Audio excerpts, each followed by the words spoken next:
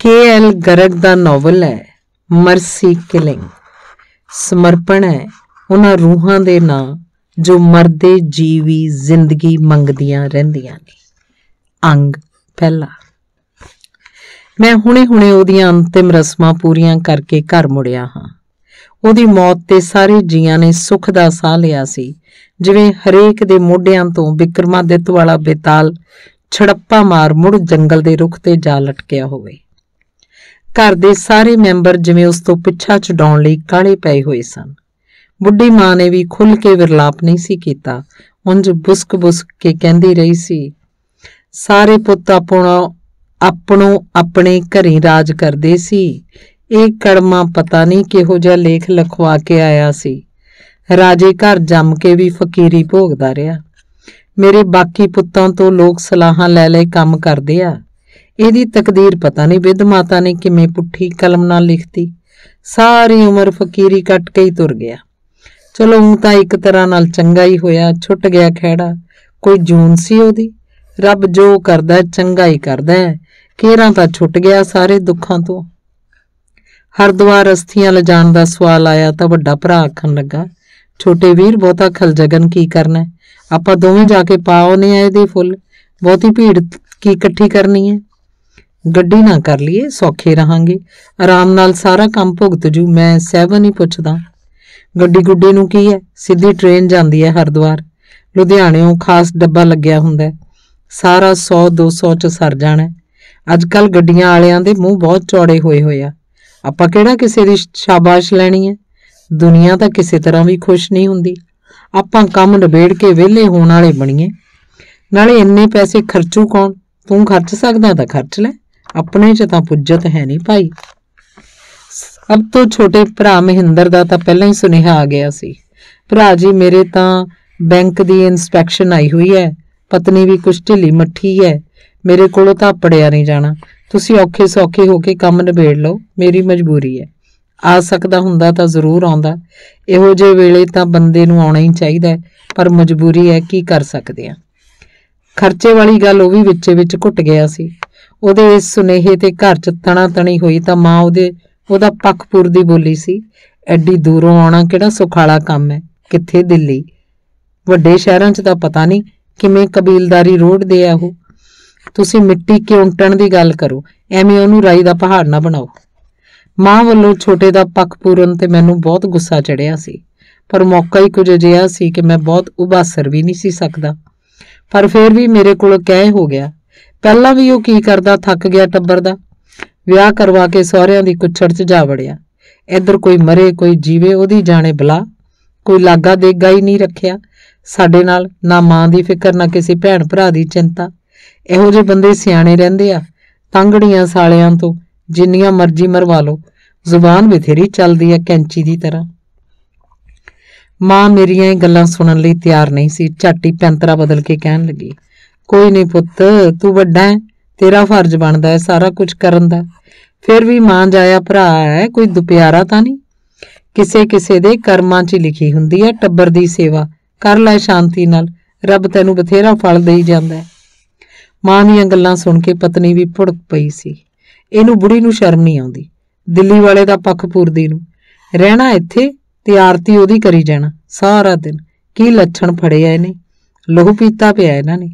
इहदे टब्बर दा ही नहीं मुक्किया रंडी रोना। सारी उम्र असीं अपने जवाकां दा फिक्र कदों करांगे? सतौल लिया के बिठाती साडे सिर ते। इत्थों खा खा नौकरियां ते लग छू मंतर हो गए। किसी ने कदे बात नहीं पुछी भरा भरजाई दी। आ भी सारी उम्र बाहर धक्के खांदा फिरदा रहा। आखिर च सानू आ चिंबड़ी ए ले आके सामभदे फिरो इनू लूले लंगड़े नूं। मां इहो जे वेले पैरां ते पानी नहीं सी पैण दिंदी।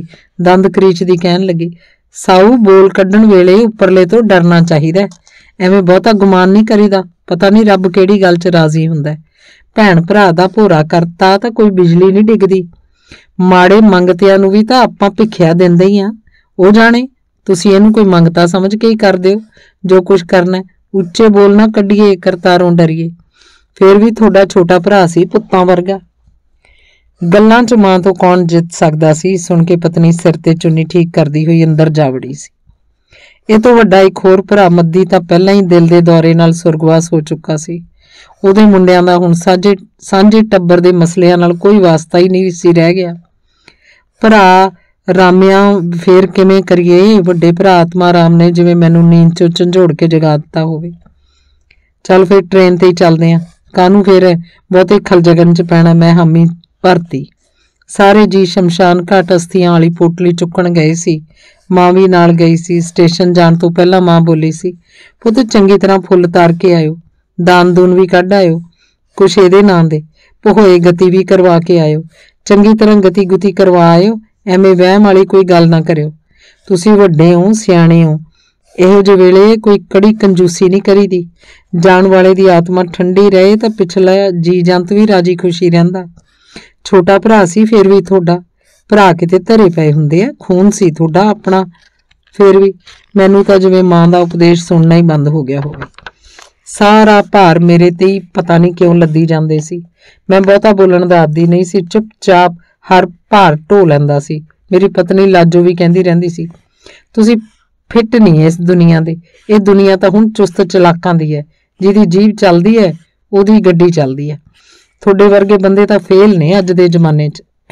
ਮੈਂ ਵੀ ਹੱਸ ਕੇ ਉਹਨੂੰ ਕਹਿ ਛੱਡਦਾ, ਲਾਜੋ ਆਪਣਾ ਕੋਈ ਕੰਮ ਰੁਕਿਆ ਕਦੇ? ਗੱਡੀ ਤਾਂ ਮੇਰੇ ਵਰਗਿਆਂ ਦੀ ਵੀ ਚੱਲਦੀ ਰਹਿੰਦੀ ਹੈ। ਹੋਰ ਦੁਨੀਆ ਨੇ ਚਲਾਕੀਆਂ ਨਾਲ ਕੀ ਹਿਮਾਲਾ ਤੇ ਝੰਡੇ ਲਹਿਰਾਤੇ, ਸਭ ਇੱਥੇ ਹੀ ਰਹਿ ਜਾਣਾ। ਬਹੁਤੇ ਚੁਸਤ ਚਲਾਕਾਂ ਦਾ ਵੀ ਰੱਬ ਮੇਰੇ ਵਰਗਿਆਂ ਦਾ ਵੀ ਖਿਆਲ ਰੱਖਦਾ। ਸਟੇਸ਼ਨ ਤੇ ਪਹੁੰਚ ਟਿਕਟ ਲੈਣ ਲੱਗਿਆ। ਮੈਂ ਇੱਧਰ ਉੱਧਰ ਦੇਖਿਆ ਤਾਂ ਵੱਡਾ ਭਰਾ ਮੈਨੂੰ ਕਿਤੇ ਨਜ਼ਰ ਹੀ ਨਾ ਆਇਆ। ਹੁਣ ਤਾਂ ਇੱਥੇ ਨਾਲ ਸੀ, ਹੁਣੇ ਕਿੱਧਰ ਟਿੱਬ ਗਿਆ। ਜਦੋਂ ਮੈਂ 3 ਟਿਕਟਾਂ ਹਰਿਦੁਆਰ ਦੀਆਂ ਲੈ ਲਈਆਂ ਤਾਂ ਭਰਾ ਨਾਲਾ ਬੰਨਦਾ ਰੇਲਵੇ ਲੈਟਰਿਨਾਂ ਵੱਲੋਂ ਤੁਰਿਆ ਆਉਂਦਾ ਦਿਸਿਆ। ਕੋਲ ਆ ਕੇ ਕਹਿਣ ਲੱਗਾ, ਮੈਂ ਲੈਣੀਆਂ ਸੀ ਟਿਕਟਾਂ ਤਾਂ, ਬਸ ਉਦੋਂ ਹੀ ਜ਼ੋਰ ਦੀ ਪਿਸ਼ਾਬ ਦੀ ਹਾਜ਼ਤ ਹੋ ਗਈ, ਰੋਕਿਆ ਨਹੀਂ ਗਿਆ। ਤੂੰ ਉਡੀਕ ਤਾਂ ਲੈਂਦਾ, ਐਡੀ ਵੀ ਕੀ ਕਾਹਲ ਸੀ। ਹੁਣ ਮੈਂ ਉਹਨੂੰ ਕੀ ਕਹਿੰਦਾ, ਬਸ ਇੰਨਾ ਹੀ ਕਹਿ ਹੋਇਆ, ਕੋਈ ਨਹੀਂ ਭਰਾ, ਟਿਕਟਾਂ ਨੂੰ ਕੀ ਹੈ, ਤੈਂ ਲੈ ਲੀਆਂ ਕਿ ਮੈਂ ਲੈ ਲੀਆਂ। ਆਖ ਅਸੀਂ ਦੋਵੇਂ ਪਲੇਟਫਾਰਮ ਵੱਲ ਨੂੰ ਹੋ ਤੁਰੇ। 3 ਟਿਕਟਾਂ ਲੈਣੀਆਂ ਸੀ, ਭਰਾ ਨੇ ਆਖਿਆ। ਆਹੋ 3 ਹੀ ਲਈਆਂ ਨੇ, ਮੈਂ ਹਾਮੀ ਭਰਦਿਆਂ ਕਹਿਤਾ। ਇੱਕ ਸੱਤੀ ਦੀ ਲੈਣੀ ਸੀ।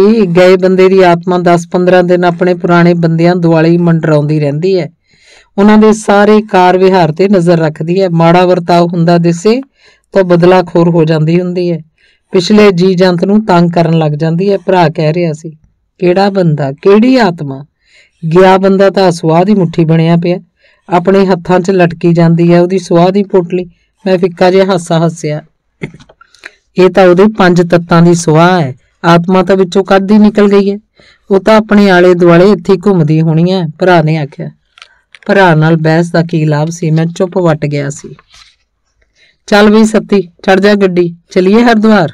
ਭਰਾ ਨੇ ਗੱਡੀ ਦੇ ਡੰਡੇ ਨੂੰ ਹੱਥ ਪਾਉਂਦਿਆਂ ਪਾਇਦਾਨ ਤੇ ਪੈਰ ਰੱਖਦਿਆਂ ਆਖਿਆ। ਡੱਬੇ ਦੀਆਂ ਸਾਰੀਆਂ ਸਵਾਰੀਆਂ ਹੀ ਹਰਿਦੁਆਰ ਦੀਆਂ ਸੀ। ਹਰੇਕ ਨੇ ਮੋਢੇ ਦੇ ਨਾਲ ਲਾਲ ਗੁੱਥਲੀ ਲਮਕਾਈ ਹੋਈ ਸੀ। ਅਸੀਂ ਵੀ ਇੱਕ ਸੀਟ ਲੱਭ ਕੇ ਬਹਿ ਗਏ ਸੀ। ਹੇ ਪ੍ਰਭੂ ਰੱਖਿਆ ਕਰੀ। ਗੱਡੀ ਤੁਰਨ ਵੇਲੇ ਭਰਾ ਨੇ ਦੋਵੇਂ ਹੱਥ ਆਪਣੇ ਸਿਰ ਉਤਾਹ ਲਿਜਾਂਦੇ ਆਖਿਆ ਸੀ। ਬਹਿ ਵੀ ਸੱਤੀ, ਹਰਿਦੁਆਰ ਚੱਲੀਏ, ਭਰਾ ਦੇ ਮੂੰਹ ਨਿਕਲਿਆ ਸੀ। ਗੱਡੀ 'ਚ ਇੱਕ ਤਰ੍ਹਾਂ ਦੀ ਮੁਰਦਨੀ ਜੀ ਛਾਈ ਹੋਈ ਸੀ। ਮੌਤ ਦਾ ਸਨਾਟਾ, ਮੌਤ ਦਾ ਭੈ, ਹਰੇਕ ਚਿਹਰੇ ਤੇ ਆਪਣੀ ਇਬਾਰਤ ਲਿਖ ਰਿਹਾ ਜਾਪਦਾ ਸੀ। ਹਰੇਕ ਦੀ ਆਪਣੀ ਕਹਾਣੀ ਸੀ, ਆਪਣੀ ਕਥਾ ਸੀ। ਗੱਡੀ ਚੱਲਣ ਵੇਲੇ ਡੱਬੇ 'ਚ ਬਿਲਕੁਲ ਚੁੱਪ-ਚਾਂ ਸੀ। ਸੂਈ ਡਿੱਗਦੀ ਦੀ ਆਵਾਜ਼ ਵੀ ਕੰਨੀ ਪੈਂਦੀ ਸੀ। ਹਰ ਕੋਈ ਆਪੋ ਆਪਣੇ ਦੁੱਖ 'ਚ ਘਿਰਿਆ ਹੋਇਆ ਸੀ। ਫਿਰ ਅਚਾਨਕ ਜਿਵੇਂ ਕੋਈ ਫੇਸੀ ਪਿਆ ਹੋਵੇ, ਬੁਸ-ਬੁਸ ਦੀ ਆਵਾਜ਼ ਸੰਘਣੀ ਹੋਣ ਲੱਗ ਪਈ ਸੀ। ਸਾਰਿਆਂ ਮੂੰਹ ਚੁੱਕ ਕੇ ਆਉਂਦੀ ਆਵਾਜ਼ ਦੀ ਦਿਸ਼ਾ ਵੱਲ ਵੇਖਿਆ। ਇੱਕ ਮੋਟੀ ਜੀ ਤੀਵੀਂ ਰੋ ਰਹੀ ਸੀ, ਬੁੱਲ ਘੁੱਟ-ਘੁੱਟ ਕੇ।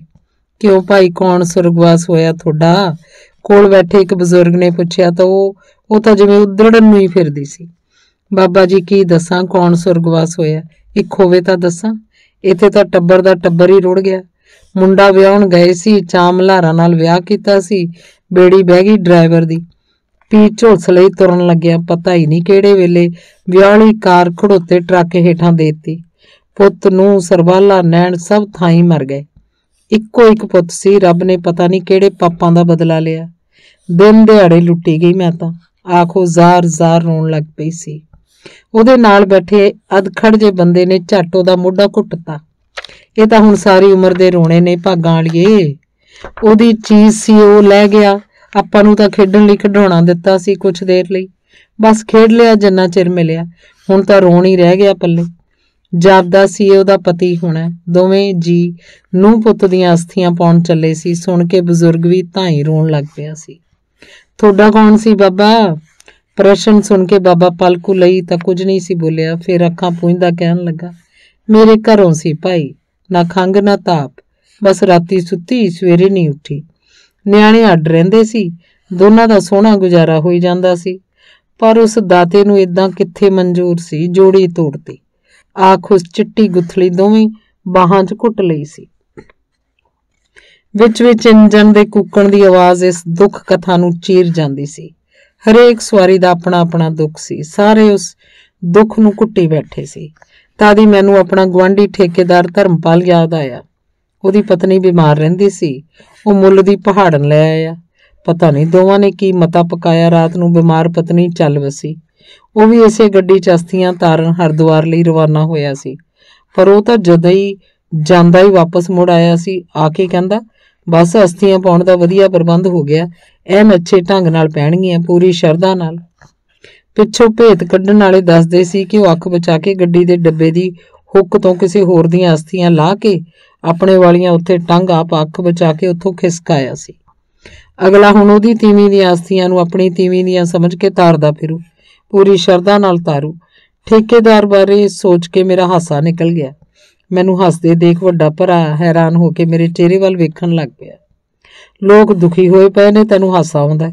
ਬਹੁਤ ਮਾੜੀ ਗੱਲ ਹੈ ਤੇਰੇ ਲਈ, ਉਸ ਦੱਬਵੀਂ ਆਵਾਜ਼ 'ਚ ਆਖਿਆ। ਗੱਲ ਹੀ ਕੁਛ ਐਸੀ ਸੀ ਬਈ ਹਾਸਾ ਆ ਗਿਆ ਯਾਦ ਕਰਕੇ। ਮੈਂ ਵੀ ਹੌਲੀ ਦੇਣੀ ਕਹਿਤਾ।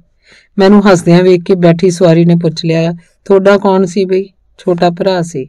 ਸਾਡੇ ਦੋਵਾਂ ਦੇ ਮੂੰਹ ਨਿਕਲ ਗਿਆ। ਵਿਆਹ ਵਰਿਆ ਸੀ? ਬਾਲ ਬੱਚੇ ਸੀਗੇ? ਉਹਨੇ ਫਿਰ ਪੁੱਛ ਲਿਆ। ਨਹੀਂ, ਛੜਾ ਹੀ ਸੀ, ਅਸੀਂ ਦੱਸਿਆ। ਫਿਰ ਬਾਲ ਬੱਚੇ ਕਿੱਥੋਂ ਆਉਣੇ ਸੀ? ਚਲੋ ਫਿਰ ਤਾਂ ਸੂਤ ਹੀ ਹੈ। ਇਹੋ ਜਿਹਾ ਬੰਦਾ ਤਾਂ ਜਿਹੋ ਜਿਹੀ ਦੁਨੀਆ ਤੇ ਆਇਆ ਉਹ ਜਿਹਾ ਨਾ ਆਇਆ। ਪਿੱਛੋਂ ਕੋਈ ਰੋਣ ਵਾਲਾ ਤਾਂ ਨਹੀਂ ਨਾ? ਬੰਦਾ ਆਪਣੇ ਹੀ ਰੌਣ 'ਚ ਕਹਿ ਰਿਹਾ ਸੀ। ਬੁੜੀ ਹੈਗੀ ਆ ਹਲੇ, ਬੈਠੀ ਆ ਹਲੇ ਜਿਉਂਦੀ, ਅਸੀਂ ਆਖਿਆ। ਉਹ ਵੀ ਚੁੱਪ ਕਰ ਜੂ ਥੋੜੀ ਦੇਰ ਟੈਂ ਟੈਂ ਕਰਕੇ। ਇਹੋ ਜਿਹੇ ਬੰਦੇ ਦੇ ਜਾਣ ਦਾ ਕੋਈ ਦੁੱਖ ਤਾਂ ਨਹੀਂ ਕਿਸੇ ਨੂੰ? ਬੰਦਾ ਬੋਲਿਆ ਸੀ। ਮੈਂ ਕਹਿਣਾ ਤਾਂ ਚਾਹੁੰਦਾ ਸੀ ਕਿ ਭਰਾ ਤਾਂ ਬਾਹਾਂ ਹੁੰਦੇ ਆ, ਦੁੱਖ ਕਿਉਂ ਨਹੀਂ? ਮੇਰੇ ਕੁਝ ਬੋਲਣ ਤੋਂ ਪਹਿਲਾਂ ਹੀ ਵੱਡਾ ਭਰਾ ਬੋਲ ਪਿਆ। ਕਿਉਂ ਜੀ, ਦੁੱਖ ਕਾਹਤੋਂ ਨਹੀਂ? ਭਲਾ ਭਰਾ ਕਿਤੇ ਮਿਲਦੇ ਆ ਮੁੜ ਕੇ? ਸਾਡੀ ਅੰਸ਼ ਧੀ, ਛੋਟਾ ਭਰਾ ਤਾਂ ਪੁੱਤਾਂ ਵਰਗਾ ਹੁੰਦਾ। ਇਹ ਤੁਸੀਂ ਭਾਈ ਸਾਹਿਬ ਕੀ ਗੱਲ ਕੀਤੀ? ਭਰਾ ਦੀ ਗੱਲ ਸੁਣ ਕੇ ਨਾਲ ਵਾਲਾ ਬੰਦਾ ਚੁੱਪ ਵੱਟ ਗਿਆ ਸੀ। ਮੁੜ ਕੂਇਆ ਤੱਕ ਨਾ, ਪਲ ਝੱਟ ਰੁਕ ਕੇ ਸੰਡਾਸ ਵੱਲ ਤੁਰ ਗਿਆ। ਲੋਕਾਂ ਨੂੰ ਸਾਲਿਆਂ ਨੂੰ ਮਗਜੌਲੀ ਮਾਰ ਕੇ ਪਤਾ ਨਹੀਂ ਕੀ ਲੱਭਦਾ। ਵਾਧੂ ਭਕਾਈ ਜਿੰਨੀ ਮਰਜ਼ੀ ਮਰਵਾ ਲਓ ਇਹਨਾਂ ਲੋਕਾਂ ਤੋਂ। ਵੱਡਾ ਭਰਾ ਬੰਦੇ ਦੀ ਗੈਰ ਹਾਜ਼ਰੀ 'ਚ ਬੁੜਬੁੜ ਕਰਨ ਲੱਗ ਪਿਆ ਸੀ। ਲੋਕਾਂ ਨੂੰ ਕੀ ਪਤਾ ਹੈ, ਪਰ ਸਾਨੂੰ ਤਾਂ ਆਪਸ 'ਚ ਪਤਾ ਹੀ ਸੀ ਕਿ ਅਸੀਂ ਆਪਣੇ ਸਕੇ ਭਰਾ ਦੀ ਮੌਤ ਤੇ ਕਿੰਨਾ ਦੁਖੀ ਹੋਏ ਸੀ, ਕਿੰਨੇ ਔਖੇ ਹੋਏ ਸੀ। ਅਸਥੀਆਂ ਪਾਉਣ ਹਰਿਦੁਆਰ ਜਾਣਾ ਕਿਤੇ ਸੌਖਾ ਕੰਮ ਸੀ? ਸੌਖਾ ਹੁੰਦਾ ਤਾਂ ਘਰ ਦੇ ਸਾਰੇ ਜੀ ਚਾਈ ਨਾ ਜਾਂਦੇ ਫੁੱਲ ਤਾਰਨ। ਅਸੀਂ ਤਾਂ ਵੀ ਲੋਕਾਚਾਰੀ 'ਚ ਗਲੋਂ ਗੁਲਾਮਾਂ ਲਾ ਰਹੇ ਸੀ। ਰਾਤ ਦੀ ਚੱਲੀ ਹੋਈ ਗੱਡੀ ਸੁਬਾਹ ਸਵੇਰੇ ਹਰਿਦੁਆਰ ਦੇ ਸਟੇਸ਼ਨ ਤੇ ਜਾ ਲੱਗੀ ਸੀ। ਹਰ ਕੋਈ ਆਪਣਾ ਆਪਣਾ ਸਮਾਨ ਸਮੇਟਣ 'ਚ ਰੁੱਝ ਗਿਆ। ਸਟੇਸ਼ਨ ਤੋਂ ਬਾਹਰ ਆਉਂਦੀਆਂ ਹੀ ਚਿੱਟੀਆਂ ਲਾਲ ਥੈਲੀਆਂ ਵਾਲਿਆਂ ਨੂੰ ਦੇਖ ਕੇ ਪਾਂਡਿਆਂ ਦੀ ਭੀੜ ਟੁੱਟ ਕੇ ਪੈ ਗਈ ਸੀ। ਕੌਣ ਗੋਤਰ ਕੌਣ ਗਾਂਵ ਆਖੋ ਬੰਦਿਆਂ ਦੇ ਪਿੱਛੇ ਹੀ ਤਾਂ ਪੈ ਗਏ ਸੀ।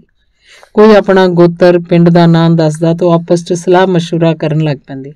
ਇਹ ਤਾਂ केशोराम का केस है, ये तो राम लखन की असामी है। ਕਿਸੇ ਅਸਾਮੀ ਦੇ ਆਪਣਾ ਖੁਰਾ ਦੱਸਣ ਤੇ ਉਹ ਆਪਸ 'ਚ ਲੜਨ ਝਗੜਨ ਵੀ ਲੱਗ ਪੈਂਦੇ।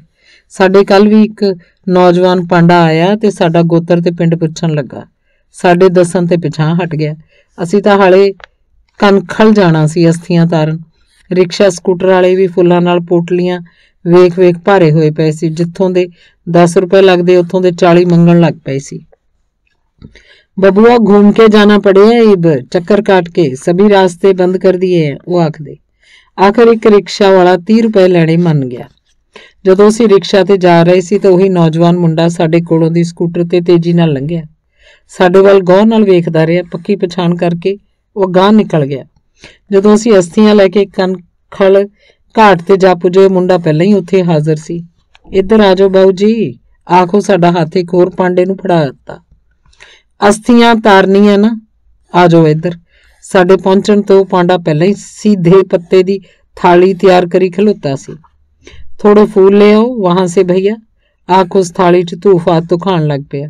ਵੱਡਾ ਭਰਾ ਕੋਲੋਂ ਇੱਕ ਫੁੱਲ ਵੇਚਣ ਵਾਲੇ ਤੋਂ ਫੁੱਲਾਂ ਦਾ ਡੂਨਾ ਲੈ ਆਇਆ। ਉਸ ਪਾਂਡੇ ਨੇ ਅਸਥੀਆਂ ਵਾਲੀ ਗੁੱਥਲੀ ਮੇਰੇ ਹੱਥੋਂ ਫੜ ਲਈ। ਖੋਲ ਕੇ ਦੇਖਿਆ, ਵਿੱਚੋਂ ਭਾਨ ਤੇ ਨੋਟ ਚੁਗ ਲਏ। ਮੰਤਰ ਜੇ ਪੜ੍ਹ ਕੇ ਬੋਲਿਆ, ਕੌਣ ਲੱਗਦਾ ਤਾਂ ਆਪਕਾ? ਛੋਟਾ ਭਾਈ, ਅਸੀਂ ਆਖਿਆ। ਇੱਕ ਸਹਾਇਕ ਹੋਰ ਉਸ ਨਾਲ ਆ ਬੈਠਿਆ। ਉਹ ਵੀ कर्मकांड 'ਚ ਉਹਦੀ ਸਹਾਇਤਾ ਕਰਨ ਲੱਗ ਪਿਆ। आंखें मूंद कर अपने भाई का ध्यान करो, ਉਹਦੀ सूरत आंखों के सामने लाओ। पांडे ने मंत्र पढ़दियां आख्या।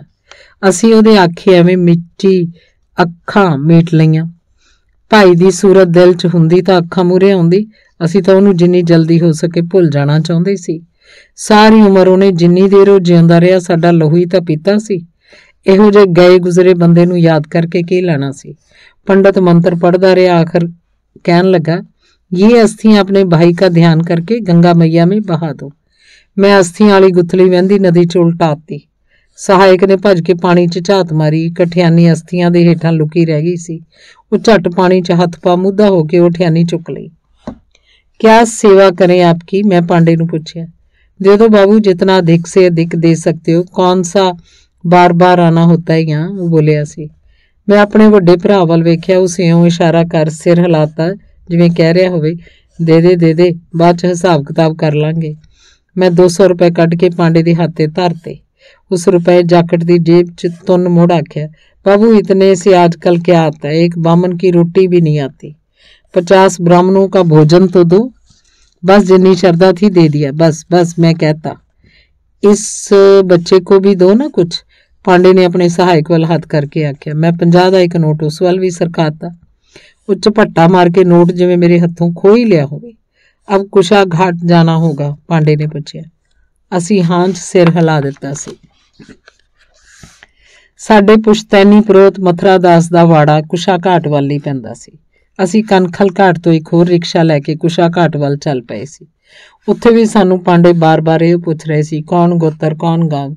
यह तो मथुरा दास की आसामी है, अब तो उसको उसके पड़पत्तर चलाते हैं बाड़ी। मथुरा दास तो कब का पूरा हो गया। असी पुछ पुछा के मथुरा दास दी वाड़ी पहुंच।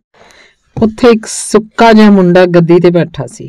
क्रियाक्रम करवाना है? उन्हें पूछया। हमें कोई सस्ता सा पांडा दिलवा देना, हमने ज्यादा खर्च नहीं करना। कोई बात नहीं, फिक्र मत करो, उन्हें क्या।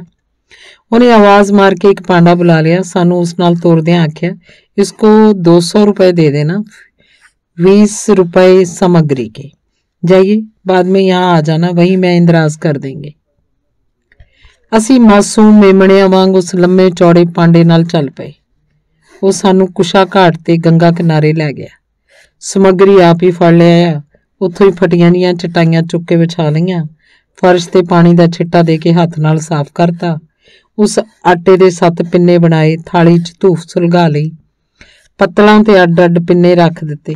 आपका क्या लगता था? छोटा भाई। नाम सत्ती, गोत्र मित्तल। वो मंत्र पढ़ पढ़ कदी चौल रखवा दिंदा, कदी फुल, कदी गुड़ दी डली।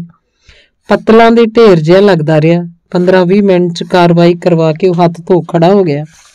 इसको गंगा में बहा दीजिए। उन्हें पत्तलां ते पई सामग्री वाल इशारा करदियां आख्या। वहां पीपल को 10 बाल्टी पानी डाल देना, बाहर गायों को चारा डाल देना। वड्डा भरा दबा सट बाल्टी चुक के पिपल वाल तुर गया। 200 रुपए मजबूरन मैनू ही देने पे। सारी कार्रवाई निपटा के असी अपने पुश्तैनी पुरोहित दी कोठड़ी च आ गए। उन्हें सानू बैठण नूं कह के मोटी सारी वही एक अलमारी दे चौड़े जे खाने चों कढ़ी ते ओहदियां सूत नाल बन्नियां गंढां खोलण लग पिया। साडा गोत्र ते पिंड आद पुछ के उस सफ़े ते सफ़ा पलटाउंदा रिहा। साडे टब्बर दा खाता कढ के सानू दिखाउंदा रिहा। ये देखिए, आपके पिताजी आए थे अपने पिताजी की अस्थियां डालने। साडे प्यो दे उर्दू च कीते हस्ताक्षर सानू दिखाए गए। फिर उन्हें साडे भरा दा इंदराज कीता। साडे ते साडे टब्बरां दी जानकारी लिखी। अस्थियां पाउण आए साडे नां लिखे। उस सफ़े ते साडे दस्तखत करवाए। उसे तरह वही लपेट सूतली बन अलमारी च रख दिती। असी 200 रुपए मत्था टेकिया तो गंभीर होके कहन लगा, इतने पैसों का लाला जी आजकल क्या आता है? हम मुंह से नहीं कहते, लालच नहीं है कोई, फिर भी आप कुछ तो ध्यान कीजिए। मैं 100 का एक नोट होर उहदे हथ फड़ाया तो उस मुंह जिहा मचकोड़ के नोट कुर्ते की जेब च तुन लिया सी। कभी खुशी के अवसर पर भी आइए, चाय वाय मंगवाऊं? उस आख्या। असी धन्यवाद सहित हाथ जोड़ देते। गंगा मैया में स्नान वगैरह कीजिए, प्रभु आपको राजी रखे। आखो कोठड़ी चों निकलण लई तैयार होण लग्या। दोपहर दा वेला हो चुकिया सी। असी बाहर दुकानां वल नूं होण लगे। पहलां आपां गंगा 'च इशनान ना कर लईए? भरा ने आखिया। हाँ चलदे आं। कह असी गंगा दी हर की पौड़ी वल नूं हो तुरे सी। इशनान करके असी दुकानां तो रोटी पानी छकिया। हुण फेर मैं पुछया, हाले टाइम हैगा, पहेवे ना चलीए? भरा ने आखिया। हनेरा हो जू जांदियां जांदियां। मैं कहा फिर की है, ये काम भी तो करना ही पैना। मंजी ते ही मरिया सती, गति तो कराउणी पैनी है, भरा ने आखिया। असी चुपचाप बस स्टैंड वाल नूं चल पए। बस फड़ पहेवे पहुंच गए। उत्थे एक धर्मशाला च रात कट्टी। सवेरे पुछ पुछा के अपने प्रोत राम लुभैया दी हट्टी ते पहुंचे। खूब सजी हुई दुकान सी। आले दुआले पूर्वजां दीयां रंगदार तस्वीरां वड्डियां कंधां ते लगियां सी। तस्वीरां तो बिल्कुल फिट्टे हुए पंडित दिखाई दिंदे सी। उन्हां ने भी उसे तरह मोटी वही कड्डी। सारे टब्बर वाला सफा कढ लिया। साडे टब्बर वाला सफा कढ लिया। उत्थे भी पिता जी दे उर्दू च कीते हस्ताक्षर हाਜ਼ਰ सन। देखो पंडित जी, सानू तंग ना करियो। जो साडी शरधा है उन्ने च ही सबर कर लियो, ठीक है? मैं डरदे डरदे कहा, मैनू दसिया गया सी कि हरिद्वार नालों पहोवे दे पंडित ज्यादा लालची ते जालम ने। वो किसी दे दुख दा भोरा लिहाज नहीं करते। पंडित साडी गल सुन के हस के कहन लगा, जजमान तुसी जो करना है सब अपने ते अपने टब्बर दी रखिया लई करना है। साडे लई कौन कुछ करदा है? जिवें कहो कर लांगे। अपना बजट दसो। मैं ते भरा एक दूजे दे मूंह वल वेखण लगे। 200 च काम चला लो, मैं कहा। सुन के पंडित दे चेहरे ते हवाइयां उड्डण लगियां। तुसी गति कराण आए हो कि मजाक करन आए हो? इन्ने पैसिਆਂ तो बंदा अजकल अंबाले तक नहीं जा सकता। तुसी जीव आत्मा नूं भव सागर पार कराउण नूं फिरदे हो। पंडित की गल सुन के असी दोवें भरा सुन वट्टा जे हो गए। परेशान होके एक दूजे दे मूंह वल वेखण लगे। छड़ा छड़ांग सी पंडित जी। ओ काम धंधा भी कोई नहीं सी करदा। बहुत दुख भोग के गया। मैं औखे जे होके कहता, इहो जे बंदे दी तां गति फेर वैसे भी चंगी तरह कराउणी चाहीदी है। इहो जे बंदे दी आत्मा भटकदी रहिंदी हुंदी है। भटकदी आत्मा टब्बर दे जी जान दा ज्यादा लहू पींदी हुंदी है। देख लो, अब दुख फिर सुख वाली गल है। साडे लई कोई कुछ नहीं करदा हुंदा जजमान। सब अपने डर तो ही कराउंदे हुंदे आ गतिवती। पंडित ने हथ जे झाड़दियां कहता सी। भरा ने सज्जे हथ दा पंजा खोल के मैनू सैनत मारती। चलो फिर पंडित जी 500 च कर दो सब कुछ। असी भी औखे होके ही करना है सब। पुरोहित ने हां च सिर हिलाता। वैसे जजमान गति कराउण लई टब्बर चों किसी दिल वाले बंदे नूं आउणा चाहीदा है। सूम बंदे दा ते इत्थे आके ਉਂਝ ही दिल फेल हो जाए। आखो उच्ची उच्ची हसन लग पिया। उस हाक मार के एक मोटे पांडे नूं बुला लिया। उस इशारिਆਂ नाल सारी गल समझाती। जाण तो पहला उस पुछ लिया सी, कोई वस्त्र अस्तर लिआए हो तां दे दिओ इत्थे। असी नां च सिर हिलाता। वो पंडित सानू एक थिंदे जे कमरे च लै आया जो सरस्वती नदी दे कंढे बनिया सी। वो प्लास्टिक दा एक वड्डा थैला उत्थों ही एक खुंजे चुक्या। 2 फट्टियां जिहियां चटाइयां ते सानू बिठाता। आटे संधूर हल्दी नाल एक चारखाना जिहा बनाया। उस च अकड़ियां बकड़ियां जिहियां वाहतियां। थैले चों पुराने नारियल दे जुट ते होर सीधा पत्ता मदारियां वांग कढ कढ आले दुआले टकाउंदा रिहा। कर्म कांड कराउण वेले वो मंत्र जे पढ़दा रिहा। कदी साडा गोत्र पुछ लैंदा, कदी छोटे भरा दा नां, कदी साडा नां, कदी खानिਆਂ च फुੱਲ रखवा दिंदा, कदी नारियल, कदी पानी दा छिट्टा, कदी चौलां दे दाणे। रोटी किन्ने ब्राह्मणां नूं खिलाउणी है? उस पुछया। तुसीं खा लो रज के, तुहाडे थाणी पहुंच जाऊ बाकी ब्राह्मणां नूं। मैं आख्या, मजाक मत करो जजमान, ये मजाक महंगा पै जांदा हुंदा, गंभीरता नाल गल करो। मैं ब्राह्मण दी रोटी दे 50 रुपए होर रखते। 50 रुपए च तां 2 पूरियां नहीं आउंदियां जजमान। रज के तां खिलाओ, पंडित ने कहा। रज के तां कदी उस निमाणे मरन वाले ने नहीं सी खाधी। मैं आख्या, हुण तां ओहदी गति हो रही है। चंगी तरह गति हो गई तां पता नहीं किहड़ी चंगी जूनी च पऊ, राम जाने। असीं चुप रहे। भकाई मारन दा की लाभ होना सी? कर्म कांड मुक्कण तो बाद पंडित ने अपनी फीस लै लई। तेल वाले शनि मंदिर तेल जरूर पा जाना पुन्न हुंदा है। आखो अपना झोला चुक खूंजे च धर तुर गया। तेल वाले मंदिर गए तो उत्थे भी दान मंगण वाले कपड़े पाड़न तक जांदे सी। मसा खेड़ा छुड़ाया। मुड़ पुरोहित दी हट्टी ते आए तो उन्हें भी हरिद्वार वाले पुरोहित वांग वही चिंदराज कीता। फीस मंगण लगा। 500 दे तां दित्ते पंडित जी नूं। 500 ਦੇ ਤਾਂ ਦਿੱਤੇ ਪੰਡਤ ਜੀ ਨੂੰ। ਮੈਂ ਖਿੱਚ ਕੇ ਗੁੱਸੇ ਨਾਲ ਆਖਿਆ, ਉਹ ਤਾਂ ਗਤੀ ਕਰਾਉਣ ਦੇ ਸੀਗੇ, ਸਾਡਾ ਦਾਨ ਤਾਂ ਵੱਖਰਾ ਹੁੰਦਾ ਜਜਮਾਨ। ਪ੍ਰੋਤ ਨੇ ਤਿੜਕ ਕੇ ਆਖਿਆ। ਵਿੱਚੇ ਕੀਤਾ ਸੀ ਸਭ ਕੁਝ। ਵੱਡੇ ਭਰਾ ਨੇ ਵੀ ਤੁਨਕਾ ਮਾਰਤਾ। ਨਹੀਂ ਜੀ ਨਹੀਂ, ਏਦਾਂ ਨਹੀਂ ਹੁੰਦਾ। ਉੱਚੀ ਉੱਚੀ ਬੋਲਣ ਲੱਗ ਪਿਆ। आले दुआले ਦੀਆਂ हट्टियां वाले प्रोत भी इकट्ठे हो गए। जजमान, ऐसे अवसरों पर शोर नहीं किया करते, मरने वालों की आत्मा को दुख पहुंचता है। गति सही ढंग से नहीं होती। जब बाल बच्चे तंग होते हैं तो कई बार फिर से आना पड़ता है गति करवाने। एक बार ही हो जाए तो बेहतर रहता है। एक बोलिया, ऐसे मामले में शांति अच्छी रहती है। धीरज से करना चाहिए सारा काम। उत्तेजना से आपका नुकसान हो सकता है। इतना रिकॉर्ड रखते आपके परिवार का, इसी की ही सेवा समझ लीजिए। साडी तां जी कोई सुनी नहीं सी रिहा। 500 रुपए प्रोत नूं भी देने पए। भरा जी चुच करदा रिहा, जेब नूं हथ नहीं लाया। सब कुछ निपटा के हट्टी तो उतर ही रहे सी कि पिछों प्रोत दी आवाज साडे कन्नी पई। कैसे मनहूस जजमान आए हैं सुबह सुबह, बौनी खराब कर दी। पता नहीं सारा दिन कैसे गुजरेगा। हरिओम हरिओम। मेरा एक वार तां जी कीता पंडित नूं गलों फड़ के सड़क ते घड़ीसां, पर उदों ही भरा ने मेरा कमीज खिच के मैनूं रोकता। धर्म करम दे काम आए आ, शांत रह, भरा ने हौली देने आख्या। हुण फिर? मैं पुछया। चल कुछ खा पी के वापसी करिए, काम तां सारा सोहना निबड़ गया, भरा ने आख्या।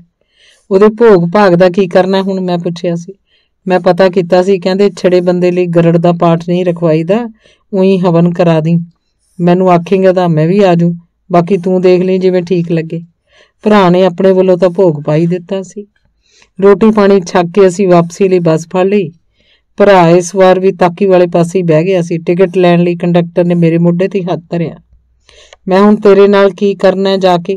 काम तां निबड़ गया सारा। मेरी लुधियाणे तक दी टिकट लै लई, उत्थे मैं अपने घर लई बस फड़ लूंगा, तू अपने घर लई फड़ लई, भरा ने आख्या। भरा लुधियाणे विछड़ गया सी। मैं अपने घर वापस आ गया सां। क्यों पुत्त, गति चंगी तरह करा के आया ना? मां ने आउंदियां ही पुछया सी। पुचा के आया तुर सुरगां तक हो गई गति सारियां दी। मैं खिज के क्या, शुभ शुभ बोल पुत्त, इउं कातों बोलदा है? मां आख रही सी। मैं चुप वट गया सी। अंग दूसरा। मैं छोटे भरा सत्ती दी आखिरी रस्मां पूरियां करके घर मुड़ आया सा। इन्ने वरियां दी खिज ते झुंझलाहट हाले भी मेरे अंग संग सी। ਉਹ मेरा छोटा भरा सी ਜਾਂ दुश्मन? मेरी सोच गेड़े खा रही सी। जदों दा उसने जन्म लिया टब्बर तो गिण गिण बदले लैंदा आ रहा सी। उस अपनी जिंदगी च अजिहे काम कीते जिन्हां नाल टब्बर दे हरेक जी नूं जलालत महसूस हुंदी सी। मैं उहदी पैदा कीती जलालत दा सब तो वड्डा शिकार सिद्ध होया सी। घर च गल हुंदी रहिंदी सी कि पहलां पहल शुरू च मां दे बच्चे नहीं सी बचदे। 2-3 बच्चे पैदा हुंदे मर गए सी। मां ने बथेरे तीरथ नाते, बड़ियां सुखना सुखियां। फिर वड्डा आत्माराम पैदा होया सी। 3 वरियां बाद मैं जदों पैदा होया तां घर च खुशियां दी लहर बहर हो गई।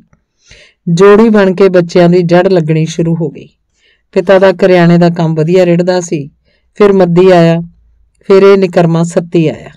ये मेरे नालों 7 वरे छोटा सी। आखिर ते महिंदर ने जन्म लिया सी। मां खुशी च खीवी होई हुंदी।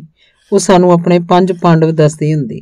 ਕਦੀ ਕਦੀ ਮਾਂ ਹਲੋਰ ਚ ਆ ਕੇ ਆਖਦੀ, ਇਹ ਤਾਂ ਮੇਰੇ 5 ਪਾਂਡਵ ਨੇ, ਮੈਂ ਹੁਣ ਕਿਹਦੇ ਲੈਣ ਦੀ ਆ? ਜਿਹਦੇ 5 ਪੁੱਤ ਹੋਣ ਉਹਨੂੰ ਭਲਾ ਕਾਹਦਾ ਘੱਟ ਹੈ। ਜਦੋਂ ਸੱਤੀ ਜੰਮਿਆ ਮੈਂ ਸਵੇਰੇ ਉੱਠ ਕੇ ਮਾਂ ਦੇ ਪ੍ਰਸੂਤੀ ਕਮਰੇ 'ਚ ਗਿਆ। ਮਾਂ ਨੂੰ ਇੱਕ ਹਨੇਰੇ ਕਮਰੇ 'ਚ ਲਟਾਇਆ ਹੋਇਆ ਸੀ। ਉਹਦੇ ਮੰਜੇ ਦੇ ਪਾਵਿਆਂ ਨੂੰ ਚਾਰੇ ਪਾਸੇ ਸੰਗਲ ਪਾਏ ਸੀ। ਕਮਰੇ 'ਚ ਗੁੱਗਲ ਦਾ ਧੂੰਆਂ ਚਾਰੇ ਪਾਸੇ ਫੈਲਿਆ ਸੀ। ਸੱਤੀ ਕਿਤੇ ਰਾਤ ਵੇਲੇ ਜੰਮਿਆ ਹੋਣਾ। ਉਦੋਂ ਅਸੀਂ ਤਿੰਨੇ ਭਰਾ ਛੱਤ ਤੇ ਗੂੜੀ ਨੀਂਦੇ ਸੁੱਤੇ ਹੋਏ ਸੀ। ਮੈਂ ਜਦੋਂ ਸਵੇਰੇ ਅੱਖਾਂ ਮਲਦਾ ਮਲਦਾ ਹੇਠਾਂ ਆਇਆ ਤਾਂ ਪਿਤਾ ਨੇ ਹੱਸ ਕੇ ਆਖਿਆ, ਰਾਮਿਆ ਤੇਰਾ ਇੱਕ ਹੋਰ ਛੋਟਾ ਵੀਰ ਆ ਗਿਆ, ਜਾ ਕੇ ਦੇਖ ਲੈ, ਹੁਣ 4 ਹੋ ਗਏ ਤੁਸੀਂ, ਤੇਰਾ ਸੋਹਣਾ ਸੋਹਣਾ ਵੀਰ ਆਇਆ। ਸੁਣ ਕੇ ਮੈਂ ਮਾਂ ਦੇ ਕਮਰੇ ਵੱਲ ਦੌੜ ਗਿਆ ਸੀ। ਸੱਤੀ ਅੱਖਾਂ ਮਿੱਟੀ ਪਿਆ, ਮੂੰਹ 'ਚ ਜੀਭ ਜੀ ਕੱਢੀ ਜਾਂਦਾ ਸੀ, ਘੜੀ ਮੁੜੀ ਸਿਰ ਹਿਲਾਈ ਜਾਂਦਾ ਸੀ। ਮਾਂ ਨੇ ਹੱਸ ਕੇ ਆਖਿਆ, ਰਾਮਿਆ ਇਹ ਦੇਖ ਤੇਰਾ ਇੱਕ ਹੋਰ ਛੋਟਾ ਵੀਰ ਆਇਆ। ਤੇ ਉਸ ਕੱਪੜਾ ਚੁੱਕ ਕੇ ਮੈਨੂੰ ਸੱਤੀ ਦੀ ਸ਼ਕਲ ਵਿਖਾਈ ਸੀ। ਕਿਹਦੇ ਵਰਗਾ ਭਲਾ? ਮੈਨੂੰ ਤਾਂ ਇਹਦੀ ਸ਼ਕਲ ਤੇਰੇ ਨਾਲ ਮਿਲਦੀ ਲੱਗਦੀ ਹੈ। ਮੈਂ ਉੱਲਰ ਕੇ ਸੱਤੀ ਦੇ ਚਿਹਰੇ ਵੱਲ ਦੇਖਿਆ। ਮੇਰੇ ਜਿਹਾ ਹੀ ਤਿੱਖਾ ਨੱਕ ਸੀ, ਮੱਥਾ ਥੋੜਾ ਚੌੜਾ ਸੀ, ਕਾਲੇ ਕਾਲੇ ਵਾਲ ਸੀ, ਪਤਲੇ ਪਤਲੇ ਬੁੱਲ ਸੀ। ਮੇਰੇ ਨਾਲ ਸ਼ਕਲ ਮਿਲਦੀ ਹੈ, ਮੇਰੇ ਵਰਗਾ ਹੀ ਲੱਗਦਾ ਹੈ। ਮੇਰੇ ਕੋਲੋਂ ਝੱਟ ਹੀ ਕਹਿ ਹੋ ਗਿਆ। ਸਾਡੀ ਆਪਸੀ ਨਫ਼ਰਤ ਦੀ ਨੀਂਹ ਉਸੇ ਦਿਨ ਰੱਖ ਹੋ ਗਈ। ਮੇਰੇ ਬਾਲ ਮਨ 'ਚ ਕਈ ਤਰ੍ਹਾਂ ਦੇ ਸਵਾਲ ਉੱਠਣ ਲੱਗ ਪਏ। ਲੈ ਇਹ ਮੇਰੇ ਵਰਗਾ ਹੀ ਲੱਗੂ, ਲੈ मेरी की बुक्कत रह जूगी। ਭੈੜੇ ਕੰਮ ਇਹ ਕਰਿਆ ਕਰੂ ਨਾ ਮੇਰੇ ਲੱਗਿਆ ਕਰਨਗੇ। ਨਾਲੇ ਕਹਿੰਦੇ ਹੁੰਦੇ ਆ ਵੀ ਰੱਬ ਨੇ ਕੋਈ ਦੋ ਬੱਚੇ ਇੱਕੋ ਜਿਹੇ ਨਹੀਂ ਬਣਾਏ ਹੁੰਦੇ। ਫਿਰ ਇਹ ਕੀ ਕ੍ਰਿਸ਼ਮਾ ਹੋ ਗਿਆ, ਕਿਹੜਾ ਚਮਤਕਾਰ ਹੋ ਗਿਆ? ਅਸੀਂ ਦੋਵੇਂ ਇੱਕੋ ਜਿਹੇ ਲੱਗਿਆ ਕਰਾਂਗੇ। ਇਹ ਮੇਰਾ ਭਰਾ ਨਹੀਂ, ਸ਼ਰੀਕ ਪੈਦਾ ਹੋ ਗਿਆ, ਦੁਸ਼ਮਣ ਆ ਗਿਆ ਘਰ 'ਚ। ਉਸ ਛੋਟੀ ਉਮਰ 'ਚ ਹੀ ਇਹੋ ਸੋਚ ਮੇਰੇ ਤੇ ਭਾਰੀ ਹੋ ਗਈ ਸੀ। ਪਤਾ ਨਹੀਂ ਕਿਉਂ ਉਦੋਂ ਵੀ ਮੇਰੇ ਮਨ 'ਚ ਤਰ੍ਹਾਂ ਤਰ੍ਹਾਂ ਦੇ ਖਿਆਲ ਆਉਣ ਲੱਗ ਪਏ। ਮਾਂ ਸੱਤੀ ਨੂੰ ਮੇਰੇ ਹੱਥਾਂ 'ਚ ਦੇਣ ਦਾ ਯਤਨ ਕਰਦੀ। ਲੈ ਚੁੱਕ ਲੈ ਪੁੱਤ ਆਪਣੇ ਛੋਟੇ ਵੀਰ ਨੂੰ। ਮੈਂ ਉਹਨੂੰ ਮਾਂ ਦੇ ਆਖੇ ਚੁੱਕ ਤਾਂ ਲੈਂਦਾ, ਪਰ ਝਾਟੀ ਹੇਠੋਂ ਉਹਦੇ ਚਿੱਤੜਾਂ ਤੇ ਚੁੰਡੀ ਵੱਢ ਦਿੰਦਾ। ਸੱਤੀ ਮੇਰੀਆਂ ਬਾਹਾਂ 'ਚ ਕੂਕਣ ਲੱਗਦਾ, ਰੋ ਰੋ ਕਮਰੇ ਦੀ ਛੱਤ ਸਿਰ ਤੇ ਚੁੱਕ ਲੈਂਦਾ। ਇਹ ਤਾਂ ਬਾਹਲਾ ਹੀ ਰੋਈ ਜਾਂਦਾ, ਮਾਂ ਚੁੱਪ ਹੀ ਨਹੀਂ ਕਰਦਾ। ਮੈਂ ਖਿਝ ਕੇ ਆਖਦਾ, ਪਤਾ ਨਹੀਂ ਤੇਰੇ ਕੋਲ ਆਉਣ ਸਾਰੇ ਦਾ ਕੀ ਚੁਭਣ ਲੱਗਦਾ ਹੈ। ਮੇਰੇ ਕੋਲ ਤਾਂ ਚੰਗਾ ਭਲਾ ਪਿਆ ਹੁੰਦਾ, ਪੂਰਾ ਨਹੀਂ ਕੁਸਕਦਾ। ਤੂੰ ਪਤਾ ਨਹੀਂ ਇਹਦੇ ਕੀ ਚੁੰਡੀਆਂ ਵੱਢ ਦਿੰਦਾ। ਮਾਂ ਉੱਚੀ ਉੱਚੀ ਆਵਾਜ਼ 'ਚ ਕਹਿਣ ਲੱਗਦੀ, ਚੁੰਡੀਆਂ ਨਾ ਕੁਝ ਹੋਰ ਵੀ। ਮੈਂ ਇਹਨੂੰ ਕੀ ਕਹਿਣਾ, ਇਹ ਤਾਂ ਐਵੇਂ ਹੀ ਗਲ ਪਾੜਨ ਲੱਗਦਾ ਹੈ। ਮੈਂ ਔਖਾ ਜਿਹਾ ਹੋ ਕੇ ਕਹਿ ਦਿੰਦਾ, ਇਹੀ ਜੀ ਗੱਲ ਹੈ ਤਾਂ ਫੇਰ ਨਾ ਫੜਾਇਆ ਕਰ ਇਹਨੂੰ। ਮੈਨੂੰ ਇਹ ਜੇ ਖੱਖੇ ਬੱਚੇ ਨੂੰ ਚੁੱਕਣ ਦਾ ਕੋਈ ਚਾਅ ਨਹੀਂ ਹੈਗਾ। ਤੂੰ ਤਾਂ ਹੁਣੇ ਬਣ ਗਿਆ ਨਾ ਬਾਬਾ, ਜਿਹੜਾ ਇਹਨੂੰ ਬੱਚਾ ਦੱਸਦਾ। ਤੇਰੇ ਤਾਂ ਆਪਣੇ ਪੋਤੜੇ ਨਹੀਂ ਸੁੱਕੇ ਹਾਲੇ ਤੱਕ, ਮਾਂ ਹੱਸ ਕੇ ਆਖਦੀ। ਇੱਕ ਦਿਨ ਮਾਂ ਨੇ ਫੇਰ ਸੱਤੀ ਮੇਰੀਆਂ ਬਾਹਾਂ 'ਚ ਦਿੱਤਾ ਸੀ। ਪਤਾ ਨਹੀਂ ਉਹਦੀ ਸ਼ਕਲ ਦੇਖਦਿਆਂ ਹੀ ਮੈਨੂੰ ਕਿਉਂ ਚੀਜ਼ ਹੀ ਚੜ ਗਈ। ਮੈਂ ਉਹਨੂੰ ਹੱਥਾਂ 'ਚ ਘੁਮੇਟਣੀਆਂ ਜੀਆਂ ਦੇਣ ਲੱਗ ਪਿਆ। ਇਉਂ ਕਰਦਿਆਂ ਮੈਂ ਜਾਣ-ਬੁੱਝ ਕੇ ਉਹਨੂੰ ਹੇਠਾਂ ਸੁੱਟਤਾ। ਦਿਖਾਵਾ ਇਉਂ ਕੀਤਾ ਜਿਵੇਂ ਅਚਾਨਕ ਹੀ ਮੇਰੇ ਹੱਥੋਂ ਛੁੱਟ ਗਿਆ ਹੋਵੇ। ਸੱਤੀ ਦਾ ਸਿਰ ਠਾਹ ਦੇਣੇ ਹੇਠਾਂ ਫਰਸ਼ ਤੇ ਜਾ ਵੱਜਾ। ਫਰਸ਼ ਤੇ ਵੱਜਦਿਆਂ ਉਹਦੀਆਂ ਚੀਕਾਂ ਨਿਕਲ ਗਈਆਂ। ਮਾਂ 'ਚ ਪਤਾ ਨਹੀਂ ਇੰਨੀ ਤਾਕਤ ਕਿੱਥੋਂ ਆ ਗਈ। ਉਹ ਬਿਜਲੀ ਜਿਹੀ ਤੇਜ਼ੀ ਨਾਲ ਆਪਣੇ ਮੰਜੇ ਤੋਂ ਉੱਠੀ, ਝਟਪਟ ਰੋਂਦੇ ਚੀਖਦੇ ਸੱਤੀ ਨੂੰ ਆਪਣੀਆਂ ਬਾਹਾਂ 'ਚ ਭਰ ਕੇ ਛਾਤੀ ਨਾਲ ਲਾ ਲਿਆ। ਨਾਲ ਹੀ ਮੇਰੇ ਤੇ ਗਾਲਾਂ ਦਾ ਮੀਂਹ ਵਰ੍ਹਾਤਾ। ਹਾਏ ਹਾਏ ਚੰਦਰਿਆ, ਤੂੰ ਮਾਰਨਾ ਇਹਨੂੰ, ਬੋਟ ਨੂੰ ਕਿਵੇਂ ਪਟਕਾ ਕੇ ਮਾਰਿਆ ਧਰਤੀ ਤੇ। ਐ ਤਾਂ ਕੋਈ ਦੁਸ਼ਮਣ ਵੀ ਨਹੀਂ ਕਰਦਾ। ਤੂੰ ਭਰਾ ਹੈ ਕਿ ਦੁਸ਼ਮਣ ਹੈ ਇਹਦਾ? ਆਖ ਮਾਂ ਸੱਤੀ ਦਾ ਸਿਰ ਪਲੋਸਣ ਲੱਗ ਪਈ। ਆਪਣੇ ਦੁਪੱਟੇ ਦੇ ਸਿਰ ਦਾ ਗੋਲੂ ਜਿਹਾ ਬਣਾ ਕੇ ਫੂਕਾਂ ਮਾਰ ਉਹਦੇ ਸਿਰ ਨੂੰ ਸੇਕਾ ਦੇਣ ਲੱਗੀ। ਸੱਤੀ ਚੀਕਾਂ ਮਾਰਨੋਂ ਨਹੀਂ ਸੀ ਹਟ ਰਿਹਾ। ਮਾਂ ਉਹਨੂੰ ਹਿਲਾ ਲੋਰੀਆਂ ਦਿੰਦੀ ਰਹੀ। ਚੁੱਪ ਕਰ ਮੇਰਾ ਸੋਨਾ ਪੁੱਤ, ਮਾਰਾਂਗੇ ਆਪਾਂ ਇਹਦੇ, ਹੈ ਤੇਰੇ ਦੀ। ਆਖੋ ਮੇਰੇ ਵੱਲ ਮੂੰਹ ਵਗਾੜ ਹੱਥ ਦੇ ਝਟਕੇ ਜੇ ਦੇਣ ਲੱਗ ਪਈ ਸੀ। ਮਾਂ ਦੇ ਨਿੱਘ ਚ ਆ ਕੇ ਥੋੜੀ ਦੇਰ ਬਾਅਦ ਸੱਤੀ ਚੁੱਪ ਕਰ ਗਿਆ। ਉਹਦੇ ਚੁੱਪ ਕਰਨ ਤੇ ਮਾਂ ਗੁੱਸੇ ਜੇ ਨਾਲ ਬੋਲੀ ਸੀ, ਲੈ ਹੁਣ ਤੂੰ ਨਹੀਂ ਮੁੰਡੇ ਨੂੰ ਹੱਥ ਲਾਉਣਾ, ਸੁਣਿਆ? ਮਾਰਨਾ ਤਾਂ ਨਹੀਂ ਇਹਨੂੰ ਵਿਚਾਰੇ ਨੂੰ। ਤੇਰੇ ਮਨ 'ਚ ਤਾਂ ਭੋਰਾ ਪ੍ਰੇਮ ਹੈ ਨਹੀਂ ਇਹਦੇ ਲਈ। 7 ਬਗਾਨੇ ਤੇ ਬੰਦਾ ਤਰਸ ਖਾ ਲੈਂਦਾ। ਮੈਂ ਮਨ ਹੀ ਮਨ ਮੁਕਤੀ ਜੀ ਮਹਿਸੂਸ ਕਰ ਰਿਹਾ ਸੀ। ਮਨ ਹੀ ਮਨ ਸੋਚਿਆ ਸੀ, ਚਲੋ ਖਹਿੜਾ ਛੁੱਟਿਆ ਇਸ ਪੱਥਰ ਨੂੰ ਚੁੱਕਣ ਤੋਂ। ਐਵੇਂ ਫੜਾ ਦਿੰਦੀ ਹੈ ਮਾਂ ਗੰਢੜੀ ਜੀ। ਮੈਂ ਕੀ ਟੰਡੀਆਂ ਲੈਣੀਆਂ ਇਹਨੂੰ ਚੁੱਕ ਕੇ। ਮੁੜ ਜੇ ਕਦੀ ਮੈਂ ਇਹਨੂੰ ਚੁੱਕਣ ਵੀ ਲੱਗਦਾ, ਮਾਂ ਝੱਟ ਦੇਣ ਕਹਿ ਦਿੰਦੀ, ਰਹਿਣ ਦੇ ਰਾਮਿਆ, ਰਹਿਣ ਦੇ, ਐਵੇਂ ਸਿੱਟ ਦੇਂਗਾ ਇਹਨੂੰ, ਹੋਰ ਕਿਤੇ ਸੱਟ ਫੇਟ ਲੱਗ ਜੂ ਕਿਸੇ ਕਸੂਤੇ ਤਾਂ, ਰਹਿਣ ਦੇ। ਮਾਂ ਦਾ ਤਾਨਾ ਸੁਣ ਕੇ ਮੈਨੂੰ ਅਕੜੇਵਾਂ ਜਿਹਾ ਚੜ ਜਾਂਦਾ ਤੇ ਸੱਤੀ ਪ੍ਰਤੀ ਮੇਰੇ ਮਨ 'ਚ ਹੋਰ ਵੀ ਜ਼ਿਆਦਾ ਨਫ਼ਰਤ ਵੱਧ ਜਾਂਦੀ। ਲੱਗਦਾ ਜਿਵੇਂ ਘਿਰਨਾ ਦਾ ਧੂੰਆਂ ਜਿਹਾ ਮੇਰੇ ਸਿਰ ਨੂੰ ਚੜ ਰਿਹਾ ਹੋਵੇ। 40 ਦਿਨਾਂ ਬਾਅਦ ਮੇਰੀ ਮਾਂ ਚੌਂਕੇ ਚੜੀ ਸੀ। ਸਾਡੇ ਸ਼ਰੀਕੇ 'ਚੋਂ ਇੱਕ ਤਾਈ ਲੱਗਦੀ ਇੱਕ ਤੀਵੀਂ ਮਾਂ ਦਾ ਜਨੇਪਾ ਕਟਾਉਣ ਆਈ ਹੋਈ ਸੀ। ਸਾਡੇ ਪਿਤਾ ਜੀ ਦਾ ਸਾਰਾ ਟੱਬਰ, ਸਾਡਾ ਬਾਬਾ, ਦਾਈ, ਦਾਦੀ, ਤਾਏ, ਭੂਆ ਕੱਤਕ ਦੀ ਬਿਮਾਰੀ 'ਚ ਮਾਰੇ ਗਏ ਸੀ। ਪਿਤਾ ਜੀ ਬਚੇ ਸੀ, ਜਿਨ੍ਹਾਂ ਨੂੰ ਸਾਡੇ ਪਿਤਾ ਦੇ ਇੱਕ ਛੜੇ ਚਾਚੇ ਨੇ ਪਾਲਿਆ ਪੋਸਿਆ ਤੇ ਵਿਆਹਿਆ ਸੀ। ਮਾਂ ਸੱਤੀ ਨੂੰ ਲੈ ਕੇ ਵਿਹੜੇ 'ਚ ਪੀੜੀ ਤੇ ਬੈਠੀ ਹੋਈ ਸੀ। ਗਲੀ ਵਾਲਾ ਦਰ ਖੁੱਲ੍ਹਾ ਹੀ ਸੀ। ਇੰਨੇ ਨੂੰ ਇੱਕ ਬਿਰਧ ਫਕੀਰ ਪਿੱਛਿਆ ਲੈਣ ਲਈ ਸਾਡੇ ਦਰ ਤੇ ਆ ਖਲੋਤਾ। ਮਾਂ ਖੁਦ ਸੱਤੀ ਨੂੰ ਗੋਦੀ ਚੱਕੀ ਰਸੋਈ 'ਚੋਂ ਆਟੇ ਦਾ ਕੌਲਾ ਭਰ ਕੇ ਫਕੀਰ ਨੂੰ ਦੇਣ ਬੂਹੇ ਤੱਕ ਆਈ ਸੀ। ਪਿੱਛੇ ਆਪਣੀ ਬਗਲੀ 'ਚ ਪਵਾ ਕੇ ਫਕੀਰ ਨੇ ਇੱਕ ਡੂੰਘੀ ਨਜ਼ਰ ਬਾਲ ਸੱਤੀ ਤੇ ਸੁੱਟੀ। ਮੂੰਹ 'ਚ ਮੰਤਰ ਜਿਹਾ ਪੜਿਆ। ਡਰਦੀ ਹੋਈ ਮਾਂ ਨੇ ਚੁੰਨੀ ਦੇ ਲੜ ਨਾਲ ਸੱਤੀ ਦਾ ਮੂੰਹ ਢੱਕ ਲਿਆ। ਫਕੀਰ ਨੂੰ ਮੰਤਰ ਪੜਦਿਆਂ ਦੇਖ ਕੇ ਮਾਂ ਡਰ ਗਈ ਸੀ। ਉਹਨੂੰ ਲੱਗਾ ਜਿਵੇਂ ਫਕੀਰ ਬਾਲ ਤੋਂ ਤੇ ਕੋਈ ਟੂਣਾ ਹੀ ਨਾ ਕਰ ਰਿਹਾ ਹੋਵੇ। ਸਾਊ, ਤੂੰ ਬਾਲ ਦਾ ਮੂੰਹ ਕਾਹਤੋਂ ਢੱਕ ਲਿਆ ਭਲਾ? ਹੈ ਫਕੀਰਾਂ ਤੋਂ ਕਾਹਦਾ ਪਰਦਾ ਭਾਈ? ਫਕੀਰ ਤਾਂ ਹਰ ਇੱਕ ਦਾ ਭਲਾ ਮੰਗਣ ਵਾਲੇ ਹੀ ਹੁੰਦੇ ਆ। ਡਰ ਨਾ ਸੰਗ ਭਾਈ ਫਕੀਰ ਦਰਵੇਸ਼ ਤੋਂ, ਫਕੀਰ ਬੋਲਿਆ ਸੀ। ਕਿਸੇ ਸਰਾਪ ਦੇ ਡਰੋਂ ਮਾਂ ਨੇ ਝੱਟ ਚੁੰਨੀ ਲਾ ਕੇ ਸੱਤੀ ਦਾ ਮੂੰਹ ਨੰਗਾ ਕਰਤਾ। ਸੱਤੀ ਸ਼ਾਂਤ ਚਿੱਤ ਮਾਂ ਦੀਆਂ ਬਾਹਾਂ 'ਚ ਘੂਕ ਸੁੱਤਾ ਪਿਆ ਲੱਗਦਾ ਸੀ। ਫਕੀਰ ਨੇ ਨੀਝ ਲਾ ਕੇ ਸੱਤੀ ਦੇ ਚਿਹਰੇ ਵੱਲ ਦੇਖਿਆ ਸੀ। ਕੁਛ ਦੇਰ ਇਉਂ ਹੀ ਦੇਖਦਾ ਰਿਹਾ, ਫਿਰ ਝੱਟ ਹੀ ਬੋਲਿਆ ਸੀ, ਭਾਈ ਬੀਬੀ, ਤੇਰੇ ਇਸ ਬਾਲਕੇ ਨੂੰ ਜੇ ਸਹੀ ਪਗਡੰਡੀ ਮਿਲ ਗਈ ਤਾਂ ਇਹ ਬਾਦਸ਼ਾਹ ਹੋ, पर जे राह उजड़ गया तो फकीर हो जाओ। फकीर दरवेश आख बिरध फकीर लक्कड़ दियां खड़ावां ठप ठप करदा ਵੀਹੀ ਦੀ ਵਾਟ ਲੰਘ ਗਿਆ ਸੀ। ਉਸ ਹੋਰ ਕਿਸੇ ਘਰੋਂ ਪਿੱਛਿਆ ਨਹੀਂ ਸੀ ਮੰਗੀ।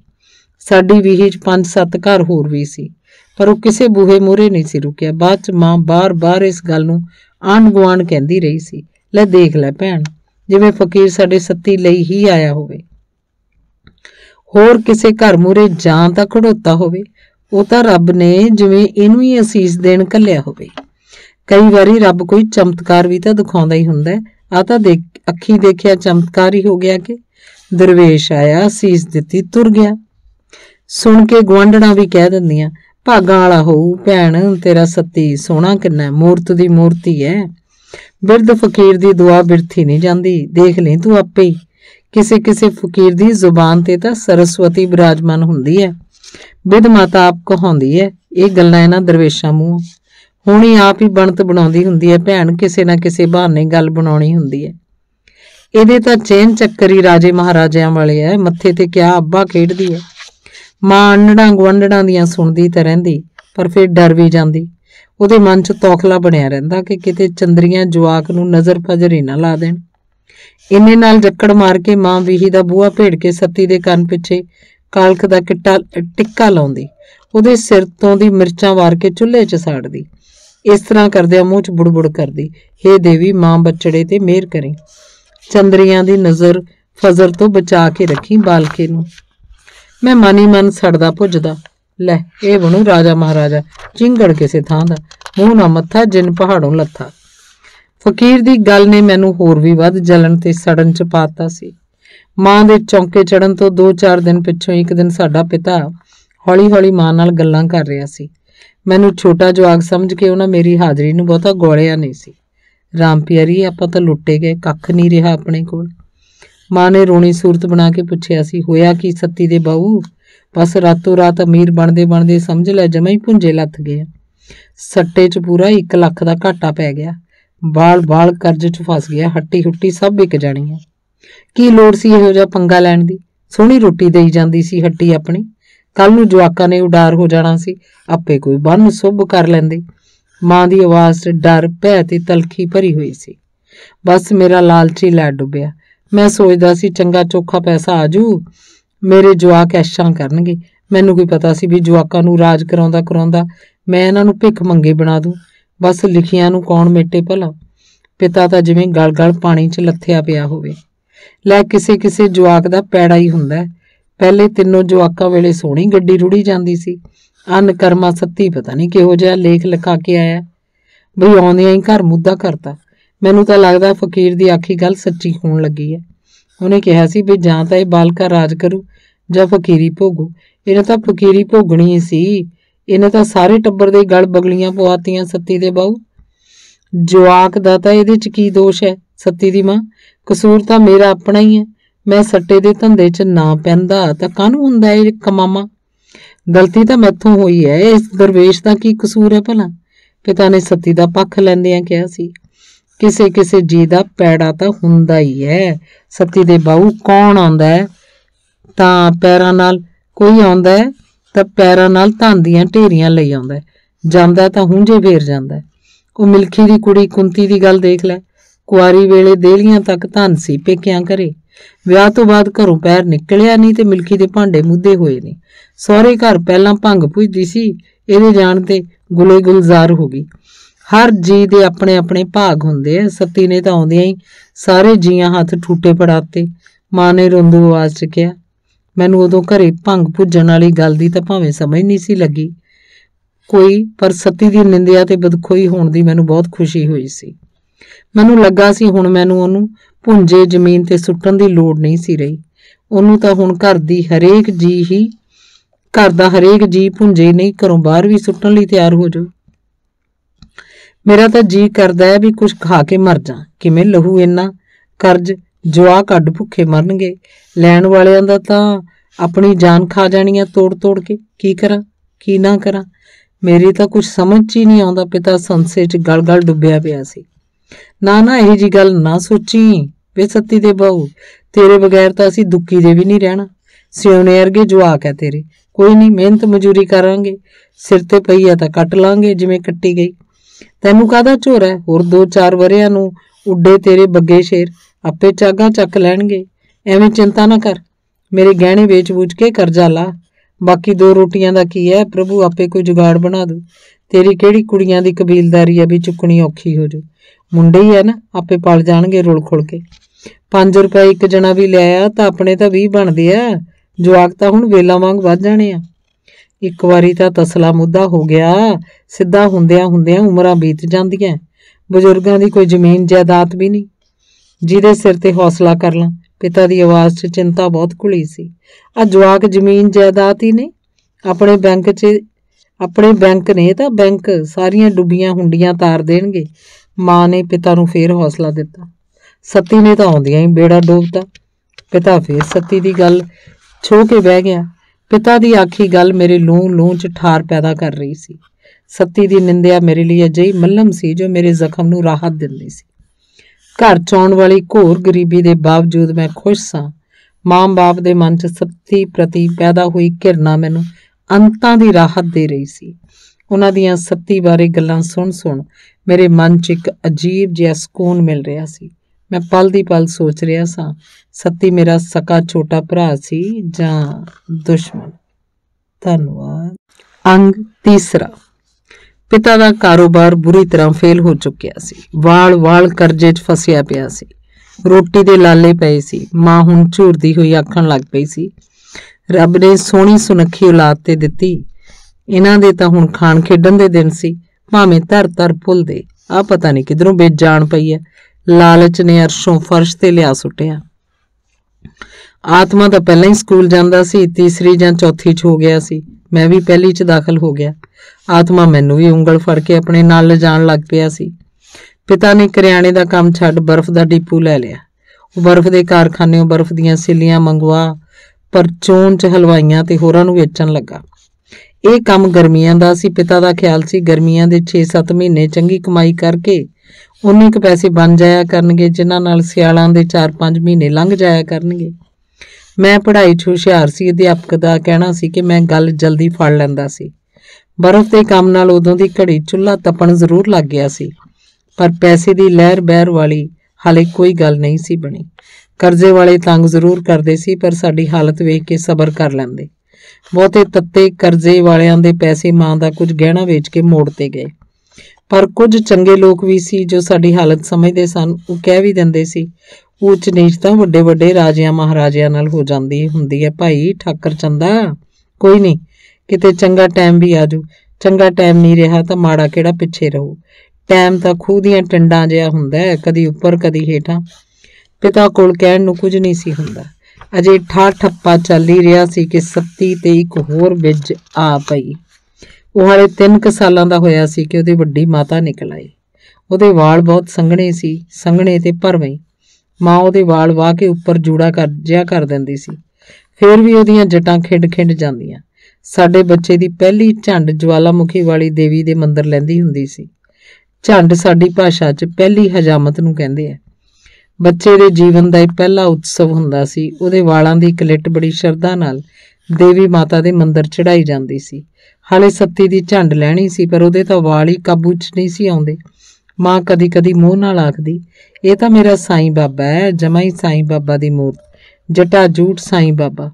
ਕਦੀ ਮੈਨੂੰ ਆਖਦੀ, ਇਹਦੀ ਝੰਡ ਵੀ ਜਮਾ ਤੇਰੇ ਵਰਗੀ ਹੈ, ਤੇਰੇ ਵਾਲ ਵੀ ਬਿਲਕੁਲ ਇਹਦੇ ਵਰਗੇ ਹੁੰਦੇ ਸੀ, ਦੋਵਾਂ 'ਚ ਭੋਰਾ ਫਰਕ ਨਹੀਂ ਸੀ। ਮੈਂ ਖਿੱਚ ਕੇ ਆਖਦਾ, ਪਰ ਮੇਰੇ ਮਾਤਾ ਨਹੀਂ ਸੀ ਨਿਕਲੀ। ਉਹ ਤਾਂ ਪੁੱਤ ਆਪਣੀ ਕਿਸਮਤ ਹੈ। ਇਹ ਚੰਦਰਾ ਪਤਾ ਨਹੀਂ ਕਿਹੋ ਜਿਹੇ ਲੇਖ ਲਿਖਾ ਕੇ ਆਇਆ। ਇੱਕੋ ਮਾਂ ਦੇ ਪੇਟੋਂ ਨਿਕਲਿਓ ਆਪਣੀ ਕਿਸਮਤ ਹੁੰਦੀ ਹੈ ਹਰ ਬੱਚੇ ਦੀ। ਇੱਕ ਮਾਂ ਦੇ ਪੁੱਤ ਹੁੰਦੇ ਆ, ਇੱਕ ਰਾਜਾ ਬਣ ਜਾਂਦਾ, ਇੱਕ ਰੰਕ ਹੋ ਜਾਂਦਾ। ਮਾਂ ਪਤਾ ਨਹੀਂ ਹੋਰ ਕਿੰਨੀ ਦੇਰ ਬੋਲਦੀ ਰਹਿੰਦੀ ਜੇ ਮੈਂ ਬੂਹਾ ਖੋਲ ਬਾਹਰ ਨਾ ਨਿਕਲ ਗਿਆ ਹੁੰਦਾ। ਸੱਤੀ ਦੇ ਸਾਰੇ ਪਿੰਡੇ ਛੋਟੇ ਲਾਲ ਦਾਣੇ ਨਿਕਲ ਆਏ। ਹੌਲੀ ਛੋਟੀਆਂ ਫਿਣਸੀਆਂ ਬਣ ਗਈਆਂ। ਉਹਨਾਂ 'ਚ ਫਿਸ ਲੇਸਲਾ ਪਾਣੀ ਜਿਹਾ ਨਿਕਲਦਾ ਰਹਿੰਦਾ। ਮੱਖੀਆਂ ਭਿਣਕਦੀਆਂ ਰਹਿੰਦੀਆਂ। ਜੂਨ ਜੁਲਾਈ ਦੀ ਅੱਤ ਦੀ ਗਰਮੀ ਪੈ ਰਹੀ। ਮਾਂ ਸਾਰਾ ਦਿਨ ਪੱਖੀ ਨਾਲ ਮੱਖੀਆਂ ਹਟਾਉਂਦੀ ਰਹਿੰਦੀ, ਨਾਲ ਹੰਝੂ ਕੇਰਦੀ, ਅੱਖਾਂ ਮੀਟ ਬੋਲਦੀ, ਹੇ ਮਾਤਾ ਸੱਚੀਆਂ ਜੋਤਾਂ ਵਾਲੀਏ, बालके दी भुल चुक माफ करी, साथों कोई गलती हो गई होवे तां भगत समझ के माफ करी। मेरा कर बालके ते माता, जदों भी ये तंदुरुस्त होया तेरे चरनां च सारा टब्बर हाजरी भर के जाऊ, तेरे दरबार च लैके आऊं बालके नूं। माता सच्चीए जोतां वालीए, पहाड़ां वाली माता दी जय, सच्चियां जोतां वाली दी जय। अत दी गर्मी काਰਨ सती दा पिंडा मुड़के नाल भिजिया रहिंदा। जदों बहुती अचवी लगदी तां ਉਹਨੂੰ पानी दी घुट पियाई ਜਾਂਦੀ। पानी दी घुट पी के थोड़ी देर टिक ਜਾਂਦਾ, पर फिर पिंडे ते खुरक होण लगदी। खुरक करदा फिसे दाणे उछड़ ਜਾਂਦੇ, पीक ते लहू मिलिया पानी वगण लगदा। पर ਉਹ ਕਸੀਜ ਜੀ ਵੱਟ ਕੇ ਚੁੱਪ ਹੋ ਜਾਂਦਾ। ਮਾਂ ਉਹਦੀ ਇਹ ਹਾਲਤ ਵੇਖ ਕੇ ਕਹਿੰਦੀ, ਦੇਖ ਤਾਂ ਸਹੀ ਮੇਰਾ ਪੁੱਤ ਕਿੱਡੇ ਸਬਰ ਸੰਤੋਖ ਵਾਲਾ ਹੈ, ਏਡੇ ਦੁੱਖ 'ਚ ਵੀ ਸ਼ਾਂਤੀ ਨਾਲ ਲੇਟਿਆ ਰਹਿੰਦਾ ਹੈ। ਕੋਈ ਹੋਰ ਹੁੰਦਾ ਤਾਂ ਉਹਨੇ ਘਰ ਸਿਰ ਤੇ ਚੁੱਕ ਲੈਣਾ ਸੀ। ਸੱਚੀ ਇਹ ਤਾਂ ਕੋਈ ਫਕੀਰ ਆ ਗਿਆ ਸਾਡੇ ਘਰ ਅਗਲੇ ਪਿਛਲੇ ਜਨਮ ਦਾ ਲੇਖਾ ਕਰਨ। ਉਹਨੂੰ ਅਜਿਹੀ ਹਾਲਤ 'ਚ ਕੋਈ ਦਵਾਈ ਨਹੀਂ ਸੀ ਦਿੱਤੀ ਜਾਂਦੀ। ਮਾਂ ਦਾ ਕਹਿਣਾ ਸੀ, ਦਵਾਈ ਦਿੱਤਿਆਂ ਮਾਤਾ ਨਾਰਾਜ਼ ਹੋ ਜਾਂਦੀ ਹੈ, ਬਾਲਕੇ ਦਾ ਹੋਰ ਨੁਕਸਾਨ ਕਰ ਸਕਦੀ ਹੈ। ਕੋਈ ਨਹੀਂ, ਜਿਵੇਂ ਮਾਤਾ ਰਾਜੀ ਹੋਵੇ, ਆਪੇ ਕਰੂ ਠੀਕ, ਜਿਵੇਂ ਆਈ ਆ ਉਵੇਂ ਚਲੀ ਜਾਊ। ਮਿਹਰ ਕਰੂ ਸੱਚੀਆਂ ਜੋਤਾਂ ਵਾਲੀ ਮੇਰੀ ਮਾਤਾ। ਸਤੀ ਨੂੰ ਦਵਾਈ ਦੀ ਥਾਂ ਖੂਬ ਕਲਾਂ ਤੇ ਮੁਨੱਕੇ ਦਾ ਪਾਣੀ ਉਬਾਲ ਪੀਣ ਲਈ ਦਿੱਤਾ ਜਾਂਦਾ। ਪਾਣੀ ਪੀਣ ਲੱਗਿਆ ਉਹ ਮੂੰਹ ਜਿਹਾ ਵੱਟਦਾ, ਜਿਵੇਂ ਉਹ ਇਹ ਤੋਂ ਪੀ ਨਾ ਹੁੰਦਾ ਹੋਵੇ। ਕਦੀ ਕਦੀ ਉਹ ਸੁੱਤਿਆਂ ਬਿਸਤਰ ਵੀ ਗੰਦਾ ਕਰ ਦਿੰਦਾ। ਮਾਂ ਉਹਦਾ ਗੰਦ ਸਾਫ਼ ਕਰਦੀ, ਕ੍ਰਿਜਦੀ ਜ਼ਰੂਰ, ਪਰ ਫਿਰ ਨਰਮ ਪੈਂਦਿਆਂ ਰੁਦਨ ਜਿਹਾ ਕਰਨ ਲੱਗਦੀ। ਜੋਤਾਂ ਵਾਲੀਏ, ਬੱਚੜੇ ਦਾ ਤੇ ਸਾਡਾ ਕਾਹਦਾ ਇਮਤਿਹਾਨ ਲਈ ਜਾਨੀ ਐ ਹੁਣ? ਮਿਹਰ ਕਰ ਇਸ ਅਨਭੋਲ ਬਾਲ ਤੇ, ਇਹਨੂੰ ਤਾਂ ਹਾਲੇ ਕਾਸੇ ਦੀ ਸੁੱਧ ਬੁੱਧ ਨਹੀਂ, ਦੀਨ ਦੁਨੀਆ ਦੀ ਸੁੱਧ ਨਹੀਂ ਵਿਚਾਰੇ ਨੂੰ। ਤੇ ਉਹਦੀ ਚਾਦਰ ਕੱਪੜੇ ਬਦਲ ਦਿੰਦੀ। ਸੱਤੀ ਇਸ ਤਰ੍ਹਾਂ ਪੂਰਾ ਮਹੀਨਾ ਤੜਫਦਾ ਰਿਹਾ, ਮੰਜੀ ਤੇ ਲੇਟਿਆ ਦੁੱਖ ਝੱਲਦਾ ਰਿਹਾ। ਆਖਰ ਉਹਦੀਆਂ ਫਿਣਸੀਆਂ ਸੁੱਕਣ ਲੱਗ ਪਈਆਂ, ਉਹਨਾਂ ਦੇ ਮੂੰਹ ਤੇ ਖਰੀਂਡ ਆਉਣ ਲੱਗ ਪਏ। ਸੱਤੀ ਦੇ ਗਰਮੀ ਕਾਰਨ ਪਾਸੇ ਮਾਰਨ ਤੇ ਖਰੀਂਡ ਲੱਥ ਚਾਦਰ ਤੇ ਇਕੱਠੇ ਹੁੰਦੇ ਰਹਿੰਦੇ। ਮਾਂ ਉਹਨਾਂ ਖਰੀਂਡਾਂ ਨੂੰ ਇਕੱਠੇ ਕਰ ਮਿੱਟੀ ਦੇ ਕੁੱਜੇ 'ਚ ਪਾਈ ਜਾਂਦੀ। ਮਾਂ ਇਹ ਕੀ ਕਰਨੇ ਨੇ ਇਕੱਠੇ ਕਰਕੇ, ਮੈਂ ਪੁੱਛਿਆ ਸੀ। ਮਾਂ ਨੇ ਦੋਵੇਂ ਹੱਥ ਜੋੜ ਸਿਰ ਤੋਂ ਤਾਹ ਲਿਜਾਂਦਿਆਂ ਆਖਿਆ ਸੀ, ਇਹ ਜੋਤਾਂ ਵਾਲੀ ਮਾਤਾ ਦਾ ਪ੍ਰਸ਼ਾਦ ਹੈ ਪੁੱਤੇ, ਨੂੰ ਸੂਏ ਦੇ ਚੱਲਦੇ ਪਾਣੀ 'ਚ ਵਹਾ ਕੇ ਆਵਾਂਗੇ। ਇੱਧਰ ਉੱਧਰ ਸਿੱਟ ਕੇ ਮਾਤਾ ਦੀ ਸ਼ਰਧਾ 'ਚ ਭੰਗਣਾ ਪੈ ਜਾਂਦੀ ਹੁੰਦੀ ਹੈ। ਮਾਤਾ ਫੇਰ ਨਾਰਾਜ਼ ਹੋ ਗਈ ਤਾਂ ਕੀ ਕਰਾਂਗੇ। ਜੈ ਸੱਚੀਆਂ ਜੋਤਾਂ ਵਾਲੀ ਮਾਤਾ ਦੀ ਜੈ, ਪਹਾੜਾਂ ਵਾਲੀ ਮਾਤਾ ਦੀ। ਇਹ ਮਾਤਾ ਨਾਰਾਜ਼ ਕਾਹਤੋਂ ਹੁੰਦੀ ਹੈ ਮਾਂ? ਜਵਾਕਾਂ ਨੇ ਇਹਦਾ ਕੀ ਵਿਗਾੜਿਆ ਹੁੰਦਾ? ਨਾਲੇ ਕਹਿੰਦੇ ਹੁੰਦੇ ਆ ਵੀ ਜਵਾਕ ਤਾਂ ਅਨਭੋਲ ਹੁੰਦੇ ਆ। ਮੈਂ ਇੱਕੋ ਸੱਟੇ ਕਈ ਸਵਾਲ ਮਾਂ ਨੂੰ ਪੁੱਛ ਲਏ ਸੀ। ਕੋਈ ਪਿਛਲੇ ਜਨਮਾਂ ਦੀ ਭੰਗਣਾ ਹੋਈ ਹੁੰਦੀ ਹੈ ਪੁੱਤ, ਉਸੇ ਦਾ ਹਿਸਾਬ ਕਿਤਾਬ ਦੇਣਾ ਹੁੰਦਾ ਅਗਲੇ ਜਨਮ 'ਚ। ਲੈ ਸੱਤੀ ਵਿਚਾਰੇ ਨੇ ਇਸ ਜਨਮ 'ਚ ਹਾਲੇ ਕੀ ਦੇਖਿਆ ਕਰਿਆ? ਇਹਨੂੰ ਤਾਂ ਪੂਰੀ ਸੁਰਤ ਵੀ ਨਹੀਂ ਹਾਲੇ। ਫਿਰ ਆਹ ਕਿਹੜਾ ਕਸ਼ਟ ਆਇਆ ਇਹਦੇ ਤੇ? ਇਹ ਕੋਈ ਪਿਛਲੇ ਜਨਮ ਦਾ ਹੀ ਹਿਸਾਬ ਕਿਤਾਬ ਹੋਣਾ ਕੋਈ, ਜਿਹਦਾ ਇਸ ਜਨਮ 'ਚ ਪੂਰਾ ਕਰ ਰਿਹਾ। ਮਾਂ ਨੇ ਫਿਰ ਦੋਵੇਂ ਹੱਥ ਜੋੜ ਅੱਖਾਂ ਮੀਟ ਲਈਆਂ। ਚੇਚਕ ਅੱਤ ਦੀ ਗਰਮੀ ਤੇ ਸੰਘਣੇ ਸਿਰ ਦੇ ਵਾਲਾਂ ਨੇ ਸੱਤੀ ਦੀ ਮੱਤ ਮਾਰਤੀ ਸੀ। ਚੇਚਕ ਤੋਂ ਤਾਂ ਭਾਵੇਂ ਉਹਨੂੰ ਆਰਾਮ ਆ ਹੀ ਗਿਆ, ਪਰ ਅੰਤਾਂ ਦੀ ਕਮਜ਼ੋਰੀ ਹੋ ਗਈ ਸੀ। ਉਹਦੇ ਮੂੰਹ ਤੇ ਮਾਤਾ ਦੇ ਦਾਗ ਭਾਵੇਂ ਬਹੁਤੇ ਡੂੰਘੇ ਤਾਂ ਨਹੀਂ ਸੀ, ਫਿਰ ਵੀ ਹਲਕੇ ਦਾਗ ਮੂੰਹ ਤੇ ਸਾਰੇ ਪਿੰਡੇ ਤੇ ਉੱਭਰ ਆਏ। ਗਰਮੀ ਤੇ ਬਿਮਾਰੀ ਨਾਲ ਮੈਂ ਉਹਨੂੰ ਹਾਲੋਂ ਬੇਹਾਲ ਹੋਏ ਦੇਖਦਾ, ਮੈਨੂੰ ਖਾਸ ਕਿਸਮ ਦਾ ਸਕੂਨ ਮਿਲਦਾ। ਮੈਂ ਅੰਦਰੋਂ ਅੰਦਰੀ ਖੁਸ਼ੀ ਮਹਿਸੂਸ ਕਰਦਾ। ਗਰਮੀ ਤੇ ਬਿਮਾਰੀ ਨਾਲ ਉਹ ਮੰਜੀ ਤੇ ਉਸਲ ਵੱਟੇ ਲੈਂਦਾ ਤਾਂ ਮੈਂ ਚੁੱਪਚਾਪ ਉਸ ਕੋਲ ਖਲੋਤਾ ਉਹਨੂੰ ਦੇਖਦਾ ਰਹਿੰਦਾ। ਬਸ ਮੈਨੂੰ ਇਸ ਤਰ੍ਹਾਂ ਖਲੋਤਾ ਦੇਖ ਮਾਂ ਗੁੱਸੇ ਹੋ ਕੇ ਆਖਦੀ, ਕਿਵੇਂ ਮੂੰਹ ਚੁੱਕੀ ਖੜਾ ਬੌਂਤਰਾ, ਝੱਲ ਨਹੀਂ ਮਾਰ ਹੁੰਦੀ ਤੈਥੋਂ ਆਪਣੇ ਛੋਟੇ ਵੀਰ ਨੂੰ? ਦੇ ਤਾਂ ਸਹੀ ਕਿਵੇਂ ਤੜਫੀ ਜਾਂਦਾ। ਉਹ ਤੇਰੇ ਸਾਹਮਣੇ ਤੇਰੇ ਦੀਦੇ ਫੁੱਟੇ ਹੋਏ ਆ, ਐਡਾ ਨਮੋਆ ਜਵਾਕ ਨਹੀਂ ਮੈਂ ਦੇਖਿਆ ਕਦੇ। ਜਦੋਂ ਮੈਂ ਫਿਰ ਵੀ ਨਾ ਹਿਲਦਾ, ਅੜੀਅਲ ਜਾਨਵਰ ਵਾਂਗ ਖਲੋਤਾ ਹੀ ਰਹਿੰਦਾ। ਮਾਂ ਹੋਰ ਵੀ ਖਿੱਚ ਜਾਂਦੀ, ਦੇਖ ਤਾਂ ਸਹੀ ਕਿਵੇਂ ਅੜੀਅਲ ਖੋਤਿਆਂ ਖੜਾ ਬਿਮਾਰ ਜਵਾਕ ਦੇ ਸਰਾਣੇ। ਸ਼ਰਮ ਨਹੀਂ ਆਉਂਦੀ ਇਹਨੂੰ ਵੀ ਇਹਨੂੰ ਝੱਲ ਮਾਰ ਦੇ ਤੇ ਤੇਰੇ ਹੱਥ ਟੁੱਟਦੇ ਆ? ਜਾ ਵਗ ਜਾ ਜੇ ਕੁਛ ਨਹੀਂ ਕਰਨਾ ਇੱਥੋਂ। ਮੈਂ ਫਿਰ ਵੀ ਆਖਾਂ ਨਾ ਮੰਨਦਾ, ਚੁੱਪਚਾਪ ਘਰੋਂ ਖਿਸਕ ਜਾਂਦਾ। ਇੱਕ ਦਿਨ ਮੈਂ ਮਾਂ ਨੂੰ ਪੁੱਛਿਆ ਸੀ, ਮਾਂ ਇਸ ਬਿਮਾਰੀ ਨਾਲ ਜਵਾਕ ਮਰ ਵੀ ਜਾਂਦਾ ਹੁੰਦਾ ਹੈ? ਸਵਾਲ ਸੁਣ ਕੇ ਮਾਂ ਨੇ ਬਹੁਤ ਹੀ ਗੌਰ ਨਾਲ ਮੇਰੇ ਚਿਹਰੇ ਵੱਲ ਦੇਖਿਆ, ਫਿਰ ਖਿੱਚ ਕੇ ਬੋਲੀ, ਕਿਉਂ ਤੂੰ ਇਹਨੂੰ ਮਰਿਆ ਹੀ ਭਾਲਦਾ ਸੀ? ਤੇਰੇ ਪੁੱਛਣ ਦਾ ਮਤਲਬ ਕੀ ਹੈ? ਨਹੀਂ ਮੈਂ ਤਾਂ ਐਵੇਂ ਹੀ ਪੁੱਛਿਆ ਸੀ। ਮੈਂ ਝੂਠੇ ਪੈਂਦਿਆਂ ਕਹਿਤਾ। ਹੁਣ ਨੂੰ ਤਾਂ ਕੁਝ ਵੀ ਹੋ ਸਕਦਾ ਸੀ। ਉੱਚੇ ਮੰਦਰਾਂ ਵਾਲੀ ਮਾਤਾ ਦੇ ਮਨ ਮਿਹਰ ਪੈ ਗਈ, ਬਸ ਬਚ ਰਿਹਾ ਮੇਰਾ ਬੱਚੜਾ। ਮਾਤਾ ਦੇ ਮਨ ਮਿਹਰ ਪੈ ਗਈ, ਨਹੀਂ ਤਾਂ ਕੁਝ ਵੀ ਹੋ ਸਕਦਾ ਸੀ। ਮਾਤਾ ਦੀ ਮਿਹਰ ਵਾਲੀ ਗੱਲ ਮੈਨੂੰ ਚੰਗੀ ਨਹੀਂ ਸੀ ਲੱਗੀ, ਪਰ ਮੈਂ ਚੁੱਪ ਰਿਹਾ ਸੀ। ਸਤੀ ਦੀ ਚੇਚਕ ਭਾਵੇਂ ਮੁੜ ਗਈ ਸੀ, ਪਰ ਉਹਦਾ ਸਰੀਰ ਜਿਵੇਂ ਮੁਰਝਾ ਗਿਆ ਹੋਵੇ। ਮੰਜੇ ਤੇ ਪਿਆ ਛੱਤ ਵੱਲ ਝਾਕਦਾ ਰਹਿੰਦਾ, ਚੁੱਪਚਾਪ। ਕਦੀ ਕਦੀ ਗਰਮੀ ਨਾਲ ਬੇਹਾਲ ਹੋ ਕੇ ਸਿਰ ਨੂੰ ਇੱਧਰ ਉੱਧਰ ਝਟਕਦਾ। ਕਈ ਵਾਰੀ ਉਹਦਾ ਵਿਹਾਰ ਬਹੁਤ ਅਜੀਬ ਜਿਹਾ ਹੋ ਜਾਂਦਾ। ਉਹ ਪਾਉਣ ਆਏ ਬੰਦੇ ਵਾਂਗ ਸਿਰ ਹਿਲਾਉਣ ਲੱਗਦਾ। ਉਂਝ ਉਹਦੀ ਬਿਮਾਰੀ ਕਾਰਨ ਘਰ ਦੇ ਬਾਕੀ ਜੀਆਂ ਦੀ ਹਮਦਰਦੀ ਸੱਤੀ ਨਾਲ ਹੋ ਗਈ ਜਾਪਦੀ ਸੀ। ਪਿਤਾ ਕਈ ਵਾਰੀ ਆ ਕੇ ਉਹਨੂੰ ਗੋਦੀ 'ਚ ਲੈ ਪਿਆਰ ਕਰਦਾ। ਕਦੀ ਕਦੀ ਆਤਮਾ ਵੀ ਉਹਨੂੰ ਗੋਦੀ 'ਚ ਖਿਡਾਉਣ ਲੱਗਦਾ। ਆਪਣੇ ਕੋਲ ਕੋਈ ਚੀਜ਼ ਹੁੰਦੀ ਤਾਂ ਖਾਣ ਲਈ ਉਹਨੂੰ ਦੇ ਦਿੰਦਾ। ਮੱਦੀ ਵੀ ਆਪਣੇ ਛੋਟੇ ਛੋਟੇ ਹੱਥਾਂ ਨਾਲ ਉਹਨੂੰ ਮੋਹ ਕਰਦਾ ਰਹਿੰਦਾ। ਸਭ ਨੂੰ ਉਸ ਨਾਲ ਮੋਹ ਕਰਦਿਆਂ ਦੇਖ ਮਾਂ ਕਹਿ ਦਿੰਦੀ, ਸਾਡੇ ਇਸ ਜਵਾਕ ਨਾਲ ਮੋਹ ਕਰਦੇ ਐ ਸਾਰੇ ਹੀ, ਇਹਨੂੰ ਪਤਾ ਨਹੀਂ ਇਸ ਨਾਲ ਕੀ ਚੀਜ਼ ਚੜੀ ਰਹਿੰਦੀ ਹੈ। ਨੇੜੇ ਕਿਹੜੇ ਆਉਂਦਾ ਇਹ, ਪੱਥਰ ਵੀ ਇਹਦੇ ਨਾਲੋਂ ਕੁਛ ਨਰਮ ਹੁੰਦਾ ਹੋਊ। ਮਾਂ ਦਾ ਇਸ਼ਾਰਾ ਮੇਰੇ ਵੱਲ ਹੁੰਦਾ ਸੀ। ਉਹਦੇ ਠੀਕ ਹੁੰਦਿਆਂ ਹੀ ਮਾਂ ਨੇ ਕਹਿਣਾ ਸ਼ੁਰੂ ਕਰਤਾ ਸੀ, ਸੱਤੀ ਦੇ ਬਾਊ, ਹੁਣ ਇਸ ਜਵਾਕ ਦੀ ਝੰਡ ਵੀ ਲਾ ਆਈ।